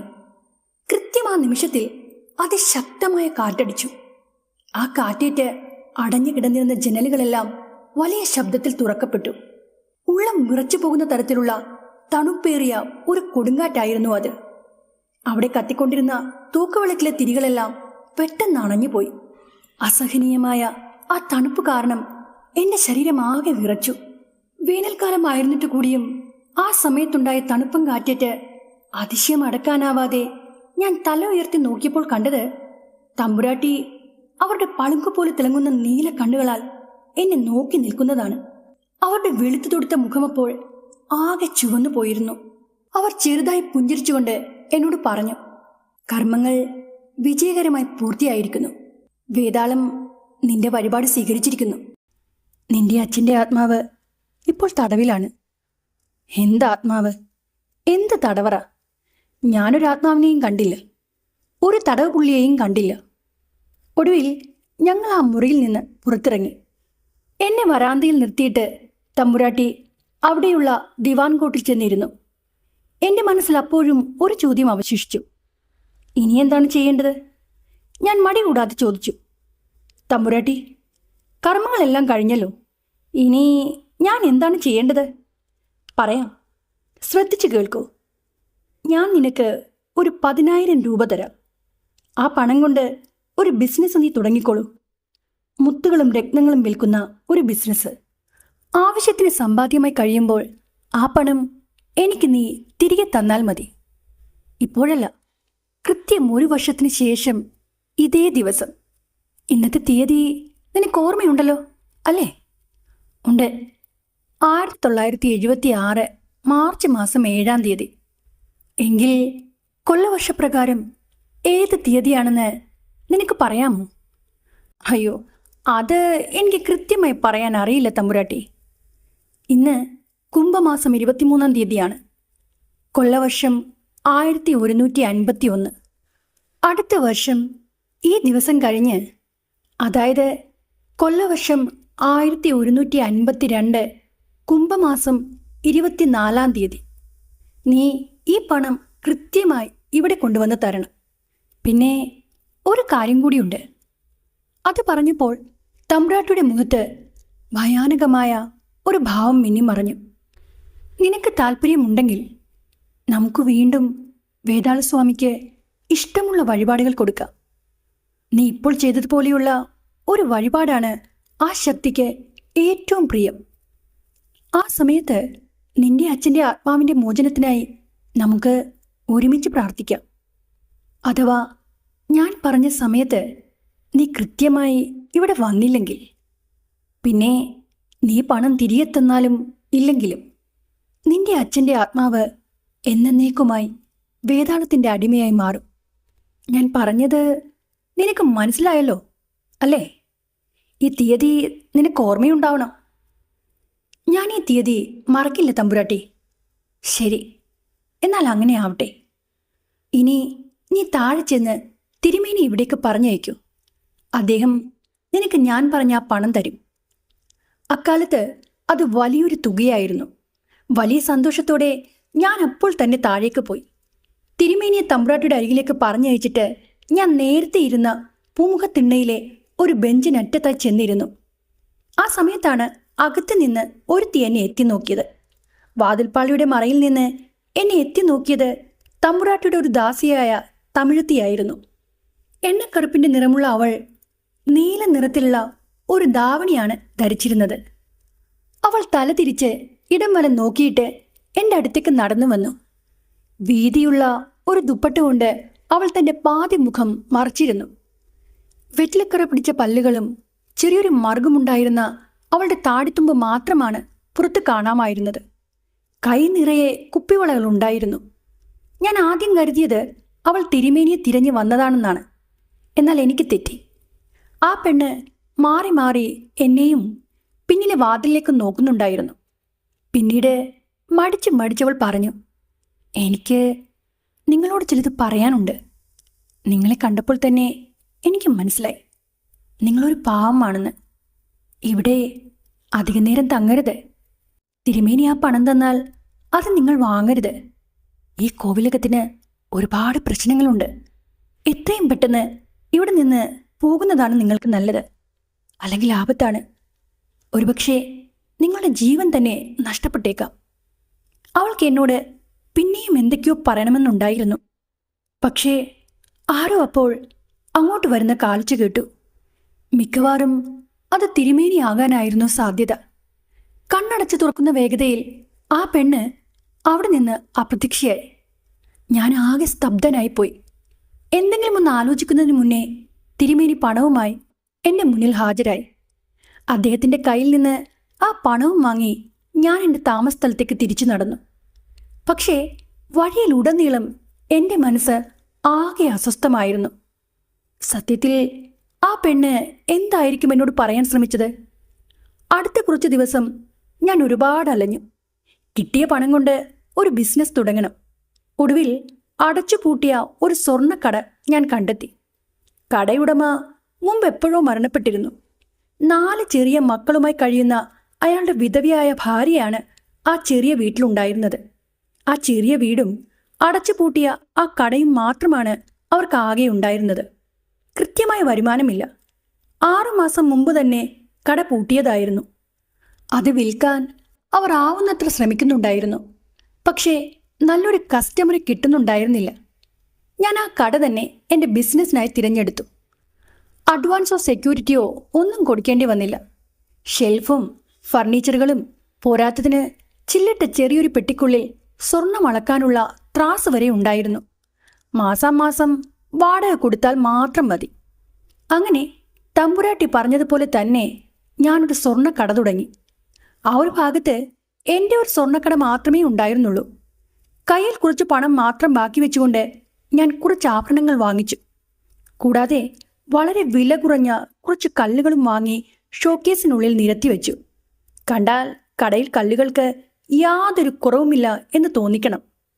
എൻ്റെ ഈ ബിസിനസ് നല്ല രീതിയിൽ മുന്നോട്ട് കൊണ്ടുപോകുന്നതിനായി ഞാൻ പല സ്വർണ്ണക്കച്ചവടക്കാരുമായി സൗഹൃദം സ്ഥാപിച്ചു. അതിൽ ചെറിയ തട്ടാന്മാർ മുതൽ വലിയ ചെട്ടിയാർമാർ വരെ ഉണ്ടായിരുന്നു. അങ്ങനെ വളരെ കുറച്ച് ദിവസങ്ങൾ കൊണ്ട് തന്നെ എൻ്റെ കച്ചവടം തഴച്ചു വളർന്നു. ഞാൻ 2 സെയിൽസ്മാൻമാരെയും ഒരു ജെമോളജിസ്റ്റിനെയും ജോലിക്ക് വെച്ചു. കടയിലേക്ക് ആവശ്യമായ മറ്റു ചില ഉപകരണങ്ങളും ഞാൻ വാങ്ങിച്ചു. നല്ല ശമ്പളം നൽകിക്കൊണ്ട് പ്രായമുള്ള ഒരു ലാപ്പിഡറിസ്റ്റ്, അതായത് രത്നക്കല്ലുകൾ ഭംഗിയായി കട്ട് ചെയ്ത് കൊടുക്കുന്ന ഒരാളെ ഞാൻ കൂടെ കൂട്ടി. ജ്യോത്സ്യന്മാരുമായി എനിക്ക് നല്ല അടുപ്പമുണ്ടായിരുന്നു. അവരായിരുന്നു എൻ്റെ കടയിലേക്ക് കൂടുതലും കസ്റ്റമേഴ്സിനെ അയച്ചിരുന്നത്. അവരുടെ നിർദ്ദേശപ്രകാരം ജന്മനക്ഷത്രക്കല്ലുകൾ വാങ്ങാൻ എൻ്റെ ജ്വല്ലറിയിലേക്ക് ഒരുപാട് ആൾക്കാർ വരുമായിരുന്നു. ഞാൻ ഈ ജ്യോത്സ്യന്മാർക്ക് നല്ല കമ്മീഷനും കൊടുത്തിരുന്നു. ഇഷ്ടിയച്ചൂളക്കടുത്തുള്ള ആ ഷെഡിലെ താമസം ഞാൻ പണ്ടേ നിർത്തി. എൻ്റെ ജ്വല്ലറി ഷോപ്പിന് കുറച്ചകലെയുള്ള നല്ല ഒന്നാന്തരം ഒരു വീട് ഞാൻ വാടകയ്ക്കെടുത്തു. ഒരു കാറും സ്വന്തമാക്കി. കടയ്ക്ക് നല്ല പേരും പ്രശസ്തിയുമായി. അന്യനാട്ടിൽ നിന്ന് പോലും എൻ്റെ കടയിലേക്ക് ആളുകൾ ഒഴുകിയെത്തി. ബിസിനസ് തിരക്കുകളിൽ മുഴുകിപ്പോയ ഞാൻ തമ്പുരാട്ടിയുടെ കാര്യം ഏതാണ്ട് പൂർണ്ണമായും മറന്നുപോയിരുന്നു. തിരക്ക് കൂടി വന്നതിനാൽ 7 ദിവസവും കട തുറന്ന് പ്രവർത്തിക്കേണ്ടി വന്നു. അങ്ങനെ ഒരു ഞായറാഴ്ച ദിവസം ഞാൻ കടയിൽ ഒറ്റയ്ക്കിരിക്കുകയായിരുന്നു. ജീവനക്കാരെല്ലാം അവധിയിലായിരുന്നു. ആ സമയത്താണ് പ്രായം ചെന്ന ഒരു മനുഷ്യൻ കടയിലേക്ക് വന്നത്. മാന്യമായി വേഷം ധരിച്ച ഒരു കഷണ്ടിക്കാരൻ. അയാൾ പരുക്കൻ ശബ്ദത്തിൽ എന്നോട് പറഞ്ഞു, എൻ്റെ കൈവശം 2 രത്നക്കല്ലുകളുണ്ട്. അത് വിൽക്കാനായി വന്നതാണ്. ഏതുതരം രത്നങ്ങളാണ്? അത് കാണാതെ ഒന്നും പറയാൻ കഴിയില്ല. നിങ്ങളുടെ കൈവശം അതിപ്പോൾ ഉണ്ടോ? അയാൾ തൻ്റെ കയ്യിലുണ്ടായിരുന്ന ചെറിയൊരു പട്ടുസഞ്ചിയിൽ നിന്ന് 2 നീല കല്ലുകളെടുത്ത് ഗ്ലാസ് കൗണ്ടറിന് മുകളിൽ വിരിച്ചിരുന്ന വെൽവെറ്റ് തുണിയിലേക്ക് വെച്ചു. ഇടത്തരം വലിപ്പമുള്ള നല്ല നീല കല്ലുകളായിരുന്നു അവ. നല്ല ക്വാളിറ്റി ഉണ്ടായിരുന്നു അവയ്ക്ക്. അയാൾ തന്ന രത്നങ്ങൾ വിശദമായി പരിശോധിച്ചതിന് ശേഷം ഞാൻ അദ്ദേഹത്തിന് പണം കൊടുത്തു. പിന്നീടുള്ള സംസാരത്തിൽ നിന്ന് അയാളൊരു ജ്യോത്സ്യനാണെന്ന് അയാൾ പറഞ്ഞു. പ്രായമേറെ ആയതുകൊണ്ട് ഇപ്പോൾ ആ പണിയെല്ലാം നിർത്തിയെന്ന് പറഞ്ഞുകൊണ്ട് പണവും വാങ്ങി അദ്ദേഹം തിരിഞ്ഞു നടന്നു. എന്തോ അയാളൊരു നല്ല ജ്യോത്സ്യനാണെന്ന് എനിക്ക് തോന്നിയതിനാൽ ഞാൻ അദ്ദേഹത്തെ പിന്നിൽ നിന്ന് വിളിച്ചു ചോദിച്ചു, എൻ്റെ കൈയൊന്ന് നോക്കാമോ? ഞാൻ നീട്ടിപ്പിടിച്ച എൻ്റെ വലത് കൈപ്പത്തിയിലേക്ക് നോക്കി അദ്ദേഹം പറഞ്ഞു, വളരെ ചുരുങ്ങിയ ദിവസങ്ങൾക്കുള്ളിൽ തന്നെ നിങ്ങൾ വലിയൊരു അപകടത്തിൽപ്പെടും. അതിപുരാതനമായ ഒരു ശക്തിയുടെ നിഴൽ നിങ്ങളുടെ മേൽ വീണിരിക്കുന്നു. നിങ്ങൾ വളരെ സൂക്ഷിക്കണം. അത്രയും പറഞ്ഞ് ആ വൃദ്ധൻ കടയിൽ നിന്ന് തിടുക്കത്തിൽ ഇറങ്ങിപ്പോയി. ഞാൻ വേഗം കടയിൽ നിന്നിറങ്ങി റോഡിലേക്ക് ചെന്നു. അപ്പോഴേക്കും അയാൾ വളവ് തിരിഞ്ഞ് ഇടത്തേക്ക് പോയി കഴിഞ്ഞിരുന്നു. ഞാൻ തിരികെ കടയിൽ വന്നിരുന്നുകൊണ്ട് അയാൾ പറഞ്ഞ കാര്യങ്ങളെക്കുറിച്ച് ചിന്തിക്കാൻ തുടങ്ങി. കൃത്യം ആ സമയത്താണ് തമ്പുരാട്ടി പറഞ്ഞ കാര്യങ്ങൾ ഞാൻ ഓർത്തത്. അയ്യോ, തമ്പുരാട്ടി പറഞ്ഞ 1 വർഷം ഏതാണ്ട് പൂർത്തിയാകാറായിരിക്കുന്നു. ഇന്ന് എത്രയാണ് തീയതി? മേശമേൽ കിടന്ന പത്രമെടുത്ത് നോക്കിയപ്പോഴാണ് എനിക്ക് മനസ്സിലായത്. ഇന്ന് 1977 മാർച്ച് മാസം 5-ാം തീയതിയാണ്. അപ്പോൾ 1 വർഷം തികയാൻ ഇനി 1 ദിവസം കൂടി ബാക്കിയുണ്ട്. ആത്മാവിൻ്റെ കാര്യം വിട്. ആ പണം അത് എനിക്ക് തിരികെ കൊടുക്കണം. ആ പണം തിരികെ കൊടുക്കുക എന്നത് ഇപ്പോൾ എനിക്കൊരു പ്രശ്നമേ ഇല്ല. അങ്ങനെ എത്രയോ 10,000ങ്ങൾ ഇപ്പോൾ എൻ്റെ കൈവശമുണ്ട്. അടുത്ത ദിവസം അത് രാവിലെ തന്നെ ഞാൻ ബിസിനസ് സംബന്ധമായ ഒരാവശ്യത്തിനായി യാത്ര തിരിച്ചു. വഴിയിൽ ഒരിടത്ത് കാർ നിർത്തിയിട്ടതിന് ശേഷം എൻ്റെ ഡ്രൈവർ മൂത്രമൊഴിക്കാനായി പുറത്തേക്ക് പോയി. ആ സമയത്താണ് പത്രവിൽപ്പനക്കാരനായ ഒരു പയ്യൻ അങ്ങോട്ട് വന്നത്. വെയിലത്തലഞ്ഞു തിരിഞ്ഞ് വിയർത്തൊളിച്ചു നിന്ന ആ പയ്യൻ്റെ തലയിൽ ഒരു കെട്ട് പത്രമുണ്ടായിരുന്നു. ഉച്ച കഴിഞ്ഞ ഈ സമയത്ത് ഇനി ആര് പത്രം വാങ്ങാനാണ്? ആ കുട്ടി വലിയ പ്രതീക്ഷയോടെ എൻ്റെ കാറിൻ്റെ വിൻഡോയ്ക്കപ്പുറം പത്രവും നീട്ടിപ്പിടിച്ച് അങ്ങനെ നിൽക്കുകയാണ്. സാർ, സാർ, ഒരു പത്രം വാങ്ങൂ. നല്ല വാർത്തകളാണ്. ഈ പത്രമൊന്ന് വാങ്ങൂ. ആ കുട്ടിയുടെ വർത്തമാനം കേട്ടപ്പോൾ എനിക്ക് ചിരി വന്നു. പത്രത്തിൽ എപ്പോഴെങ്കിലും നല്ല വാർത്തകൾ ഉണ്ടാകാറുണ്ടോ? എല്ലാം മനസ്സ് വിഷമിപ്പിക്കുന്ന വാർത്തകളായിരിക്കും. സാർ, ഒരു പത്രം എടുക്കൂ സാർ. അവൻ ഇത്രയധികം നിർബന്ധിച്ച സ്ഥിതിക്ക് ഒരെണ്ണം വാങ്ങിയേക്കാം. അങ്ങനെ ഞാനൊരു പത്രം വാങ്ങി. പത്രം വാങ്ങി ഉടൻ തന്നെ എൻ്റെ കണ്ണുകൾ പാഞ്ഞത് പത്രത്തിൻ്റെ പേരിന് താഴെയുള്ള തീയതികളിലേക്കായിരുന്നു. 1152 കുംഭം 23 കൊല്ലവർഷം. 1977 മാർച്ച് 6 ക്രിസ്തുവർഷം. എൻ്റെ നെഞ്ചൊന്നാളി. അങ്ങനെ അടുത്ത ദിവസം രാവിലെ നല്ല വെടിപ്പുള്ള വസ്ത്രം ധരിച്ച്, അതായത് കോട്ടും സൂട്ടും ധരിച്ച് തിളങ്ങുന്ന ഷൂസൊക്കെ ഇട്ട് പണക്കാരനായ ഞാൻ എൻ്റെ സ്വന്തം കാറിൽ സ്വയം ഡ്രൈവ് ചെയ്ത് തമ്പുരാട്ടിയുടെ കോവിലകത്തെ പടിപ്പുരവാതിക്കലെത്തി. തട്ടുകെട്ടിയ വലിയ വള്ളത്തിൽ കയറ്റി കാറ് പുഴയ്ക്കിപ്പുറം എത്തിച്ചപ്പോൾ അവിടെ ഉണ്ടായിരുന്നവർ അമ്പരപ്പോടെ എന്നെ നോക്കി. അവരുടെ ആ അമ്പരപ്പ് നിറഞ്ഞ നോട്ടവും വർത്തമാനവും ഒരു പണക്കാരൻ എന്ന നിലയിൽ ഞാൻ അങ്ങേയറ്റം ആസ്വദിച്ചു. എന്നാൽ പടിപ്പുരവാതിക്കലെത്തിയ എനിക്കായി അവിടെ ഉണ്ടായിരുന്ന പാറാവുകാരൻ ഗേറ്റ് തുറന്ന് തന്നില്ല. ഇവിടെ ആരുമില്ല സാറേ. ആരുമില്ലേ? തമ്പുരാട്ടിയും തിരുമേനിയും അവരെല്ലാം എവിടെ പോയി? അവരെല്ലാം അങ്ങ് മദ്രാസിലേക്ക് പോയി. അവരെപ്പോഴാണ് പോയത്? തമ്പുരാട്ടി ഇന്നെന്നെ കാണണമെന്ന് പറഞ്ഞിരുന്നതാണല്ലോ. അത്രയും അറിവുള്ള തമ്പുരാട്ടി വാക്ക് പാലിക്കാതിരിക്കുമോ? അതെങ്ങനെ ശരിയാകും? ഞാനങ്ങനെ ചിന്തിച്ച് നിന്നപ്പോൾ ആ പാറാവുകാരൻ എന്നെ അടിമുടി നോക്കിയതിന് ശേഷം പറഞ്ഞു, തമ്പുരാട്ടി നിങ്ങൾക്ക് തരാൻ വേണ്ടി ഒരു കത്ത് തന്നിട്ടുണ്ട്.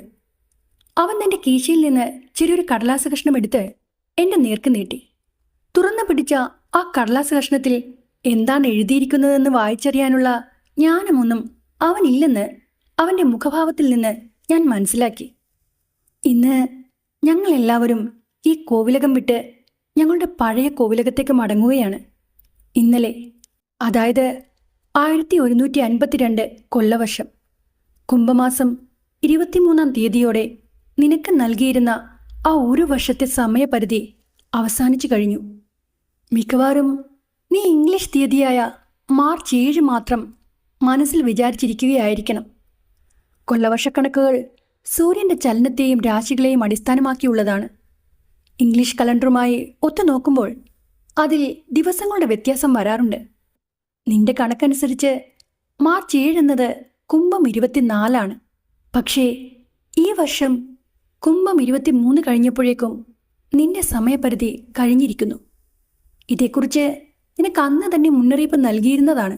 എന്നാൽ നീ അതിൽ ഒട്ടും തന്നെ ശ്രദ്ധ ചെലുത്തിയില്ല എന്ന കാര്യം വ്യക്തമാണ്. എന്തായാലും തെറ്റ് ചെയ്താൽ അതിനുള്ള വില നൽകേണ്ടി വരും. നിന്റെ അച്ഛൻ്റെ ആത്മാവിന് ഇനി ഒരിക്കലും വേതാളത്തിൽ നിന്ന് മോചനം ലഭിക്കില്ല. ആ ആത്മാവിൻ്റെ മോചനത്തിന് വേണ്ടിയുള്ള കർമ്മങ്ങൾ ചെയ്താൽ പോലും ഇനി യാതൊരു പ്രയോജനവും ഉണ്ടാകില്ല. ഞങ്ങളുടെ ഓർമ്മകളിൽ നീ എപ്പോഴും ഉണ്ടാകും. കത്തിൻ്റെ അവസാനം പേരോ ഒപ്പോ ഒന്നും തന്നെ ഉണ്ടായിരുന്നില്ല. എങ്കിലും ഈ കത്ത് ഭദ്രത്തമ്പുരാട്ടി തന്നെയാണ് എഴുതിയതെന്ന കാര്യത്തിൽ യാതൊരു സംശയവും എനിക്കില്ലായിരുന്നു. മുത്തുമണികൾ പോലെയുള്ള അതിലെ കൈയക്ഷരവും വില കൂടിയ ആ കടലാസും അതിന് തെളിവായിരുന്നു. ആ കത്ത് വായിച്ചു തീർന്നതും അനന്തമായ ഒരു നിരാശ എന്നെ വരഞ്ഞു മുറുക്കി. എൻ്റെ കാഴ്ച മങ്ങി. കയ്യിൽ പണം കുന്നുകൂടിയപ്പോൾ ഞാൻ എല്ലാം തന്നെ മറന്നുപോയി. ഇപ്പോൾ ഞാൻ എൻ്റെ ജ്വല്ലറി ഷോപ്പിൽ പോയി ഇരിക്കാറില്ല. എനിക്ക് യാതൊരു സമാധാനവുമില്ല. ഒന്നിലും ശ്രദ്ധിക്കാനും കഴിയുന്നില്ല. പകൽ മുഴുവനും ഞാൻ എൻ്റെ കിടപ്പുമുറിയിലെ പട്ടുമെത്തയിൽ കണ്ണും തുറന്നങ്ങ് കിടക്കും. രാത്രികളിൽ എനിക്ക് ഉറങ്ങാൻ കഴിഞ്ഞിരുന്നില്ല. കണ്ണടച്ചാൽ ഒരേ ഒരു കാഴ്ചയാണ് മുന്നിൽ തെളിഞ്ഞു വരുന്നത്. അന്ധകാരം നിറഞ്ഞ വലിയൊരു പ്രദേശം. അവിടെ തിളച്ചുമറിയുന്ന ലാവയാൽ നിറഞ്ഞ ഒരു ഗർത്തം. അതിൽ നിന്നുയരുന്ന കറുത്ത പുകചുരുളുകൾക്കിടയിലൂടെ ഒരുപറ്റൻ രൂപങ്ങൾ പറന്നു നടക്കുന്നു. മുഖം വ്യക്തമല്ലാത്ത എന്തൊക്കെയോ രൂപങ്ങൾ. അവ ഭയാനകമായ ശബ്ദത്തിൽ എന്തെല്ലാമോ പറയുന്നു. ലാവ തിളച്ചു മറിയുന്ന ആ ഗർത്തത്തിന് ചുറ്റുമായി കൂർത്ത തലപ്പുകളുള്ള അസംഖ്യം കൽത്തൂണുകൾ കാണാമായിരുന്നു. ആ തൂണുകളിൽ അനേകം മനുഷ്യരുടെ നഗ്ന ശരീരങ്ങൾ കൈകാലുകളിൽ വലിയ ആണിയടിച്ച് തറച്ചു നിർത്തിയിരിക്കുകയാണ്. ആ ഗർത്തത്തിൽ നിന്നുള്ള അസഹനീയമായ ചൂടിൽ ആ മനുഷ്യ ശരീരങ്ങൾ പതുക്കെ വെന്തുരുകി ഒലിക്കുന്നു. മരണവേദനയാൽ ആകാശവും ഭൂമിയും വിറക്കുന്ന തരത്തിൽ അവരെല്ലാം ഉറക്കെ നിലവിളിക്കുകയാണ്. തിളച്ചു മറിയുന്ന ലാവയുടെ ഇരമ്പൽ ശബ്ദത്തെപ്പോലും ഭേദിച്ചുകൊണ്ട് അവരുടെ കൂട്ടക്കരച്ചിലും വിലാപവും ഉയർന്നു. കറുത്ത പുകച്ചുരുൾ തിങ്ങി നിറഞ്ഞ ആ കൽത്തൂണുകൾക്കിടയിൽ നിന്ന് ഏറെ വേദനാജനകമായ ഒരു വിലാപം എന്റെ ഹൃദയത്തെ കുത്തി നോവിച്ചു. കൽത്തൂണുകളിൽ ഒന്നിൽ തറയ്ക്കപ്പെട്ടൊരു മനുഷ്യരൂപം മെല്ലെ മെല്ലെ എനിക്ക് വ്യക്തമായി കാണാനായി. ഗർത്തത്തിലെ വെട്ടിത്തിളക്കുന്ന ലാവയുടെ ചൂടേറ്റ് ആ നഗ്ന ശരീരത്തിലെ തൊലി വെന്തടർന്നു പോയിരിക്കുന്നു. പൊള്ളിപ്പഴുത്ത ചുമന്ന മാംസം എനിക്ക് കാണാമായിരുന്നു. കടുത്ത ചൂടിൽ ആ ശരീരത്തിലെ കൊഴുപ്പുരുകി ഒലിക്കുകയാണ്. മാംസം വെന്ത് കരിയുന്നു. ഒടുവിലാണ് ആ മനുഷ്യന്റെ മുഖം എനിക്ക് വ്യക്തമായി കാണാൻ കഴിഞ്ഞത്. ആ മുഖത്ത് മാത്രം യാതൊരു പരുക്കും ഏറ്റിട്ടില്ല. പക്ഷേ അസഹനീയമായ ചൂടേറ്റ് ആ മുഖം ആകെ കരിവാളിച്ചു പോയിരുന്നു. തിളച്ചു മറിയുന്ന ലാവയുടെ ഓറഞ്ച് വെളിച്ചത്തിൽ കറുത്ത് കരിവാളിച്ചു പോയ ആ മുഖം ഞാൻ കൂടുതൽ വ്യക്തതയോടെ കണ്ടു. അത് എൻ്റെ അച്ഛനായിരുന്നു. അസഹനീയമായ ചൂടേറ്റ് നിറം മങ്ങിയ കണ്ണിൽ കണ്ണീരൊലിപ്പിച്ചുകൊണ്ട് അദ്ദേഹം എന്നെ നോക്കി. വളരെ കഷ്ടപ്പെട്ട് വേദന നിറഞ്ഞ ശബ്ദത്തിൽ അച്ഛൻ എന്നോട് പറഞ്ഞു, രാമനാഥ, എനിക്ക് വേദന സഹിക്കാനാവുന്നില്ല. എന്നെ ഇവിടെ നിന്ന് ഒന്ന് രക്ഷപ്പെടുത്തു. എനിക്ക് വേദന താങ്ങാനാവുന്നില്ല. അച്ഛൻ്റെ വേദനയാർന്ന നിലവിളി കാതിൽ വന്ന് അലയ്ക്കാത്ത ദിവസങ്ങളില്ല.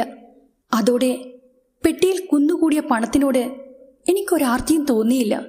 എനിക്ക് ലഭിച്ചുകൊണ്ടിരുന്ന സുഖസൗകര്യങ്ങളൊന്നും എനിക്ക് മനസുഖം തന്നില്ല. ഞാൻ പലതവണ ആ തമ്പുരാട്ടിയെ കാണാൻ ശ്രമിച്ചു. പക്ഷേ പുഴയ്ക്കപ്പുറം ഞാൻ കണ്ട കോവിലകമോ ആ കോട്ടയോ അവിടെ ഉണ്ടായിരുന്നവരെയോ ഞാൻ പിന്നീട് കണ്ടതുമില്ല.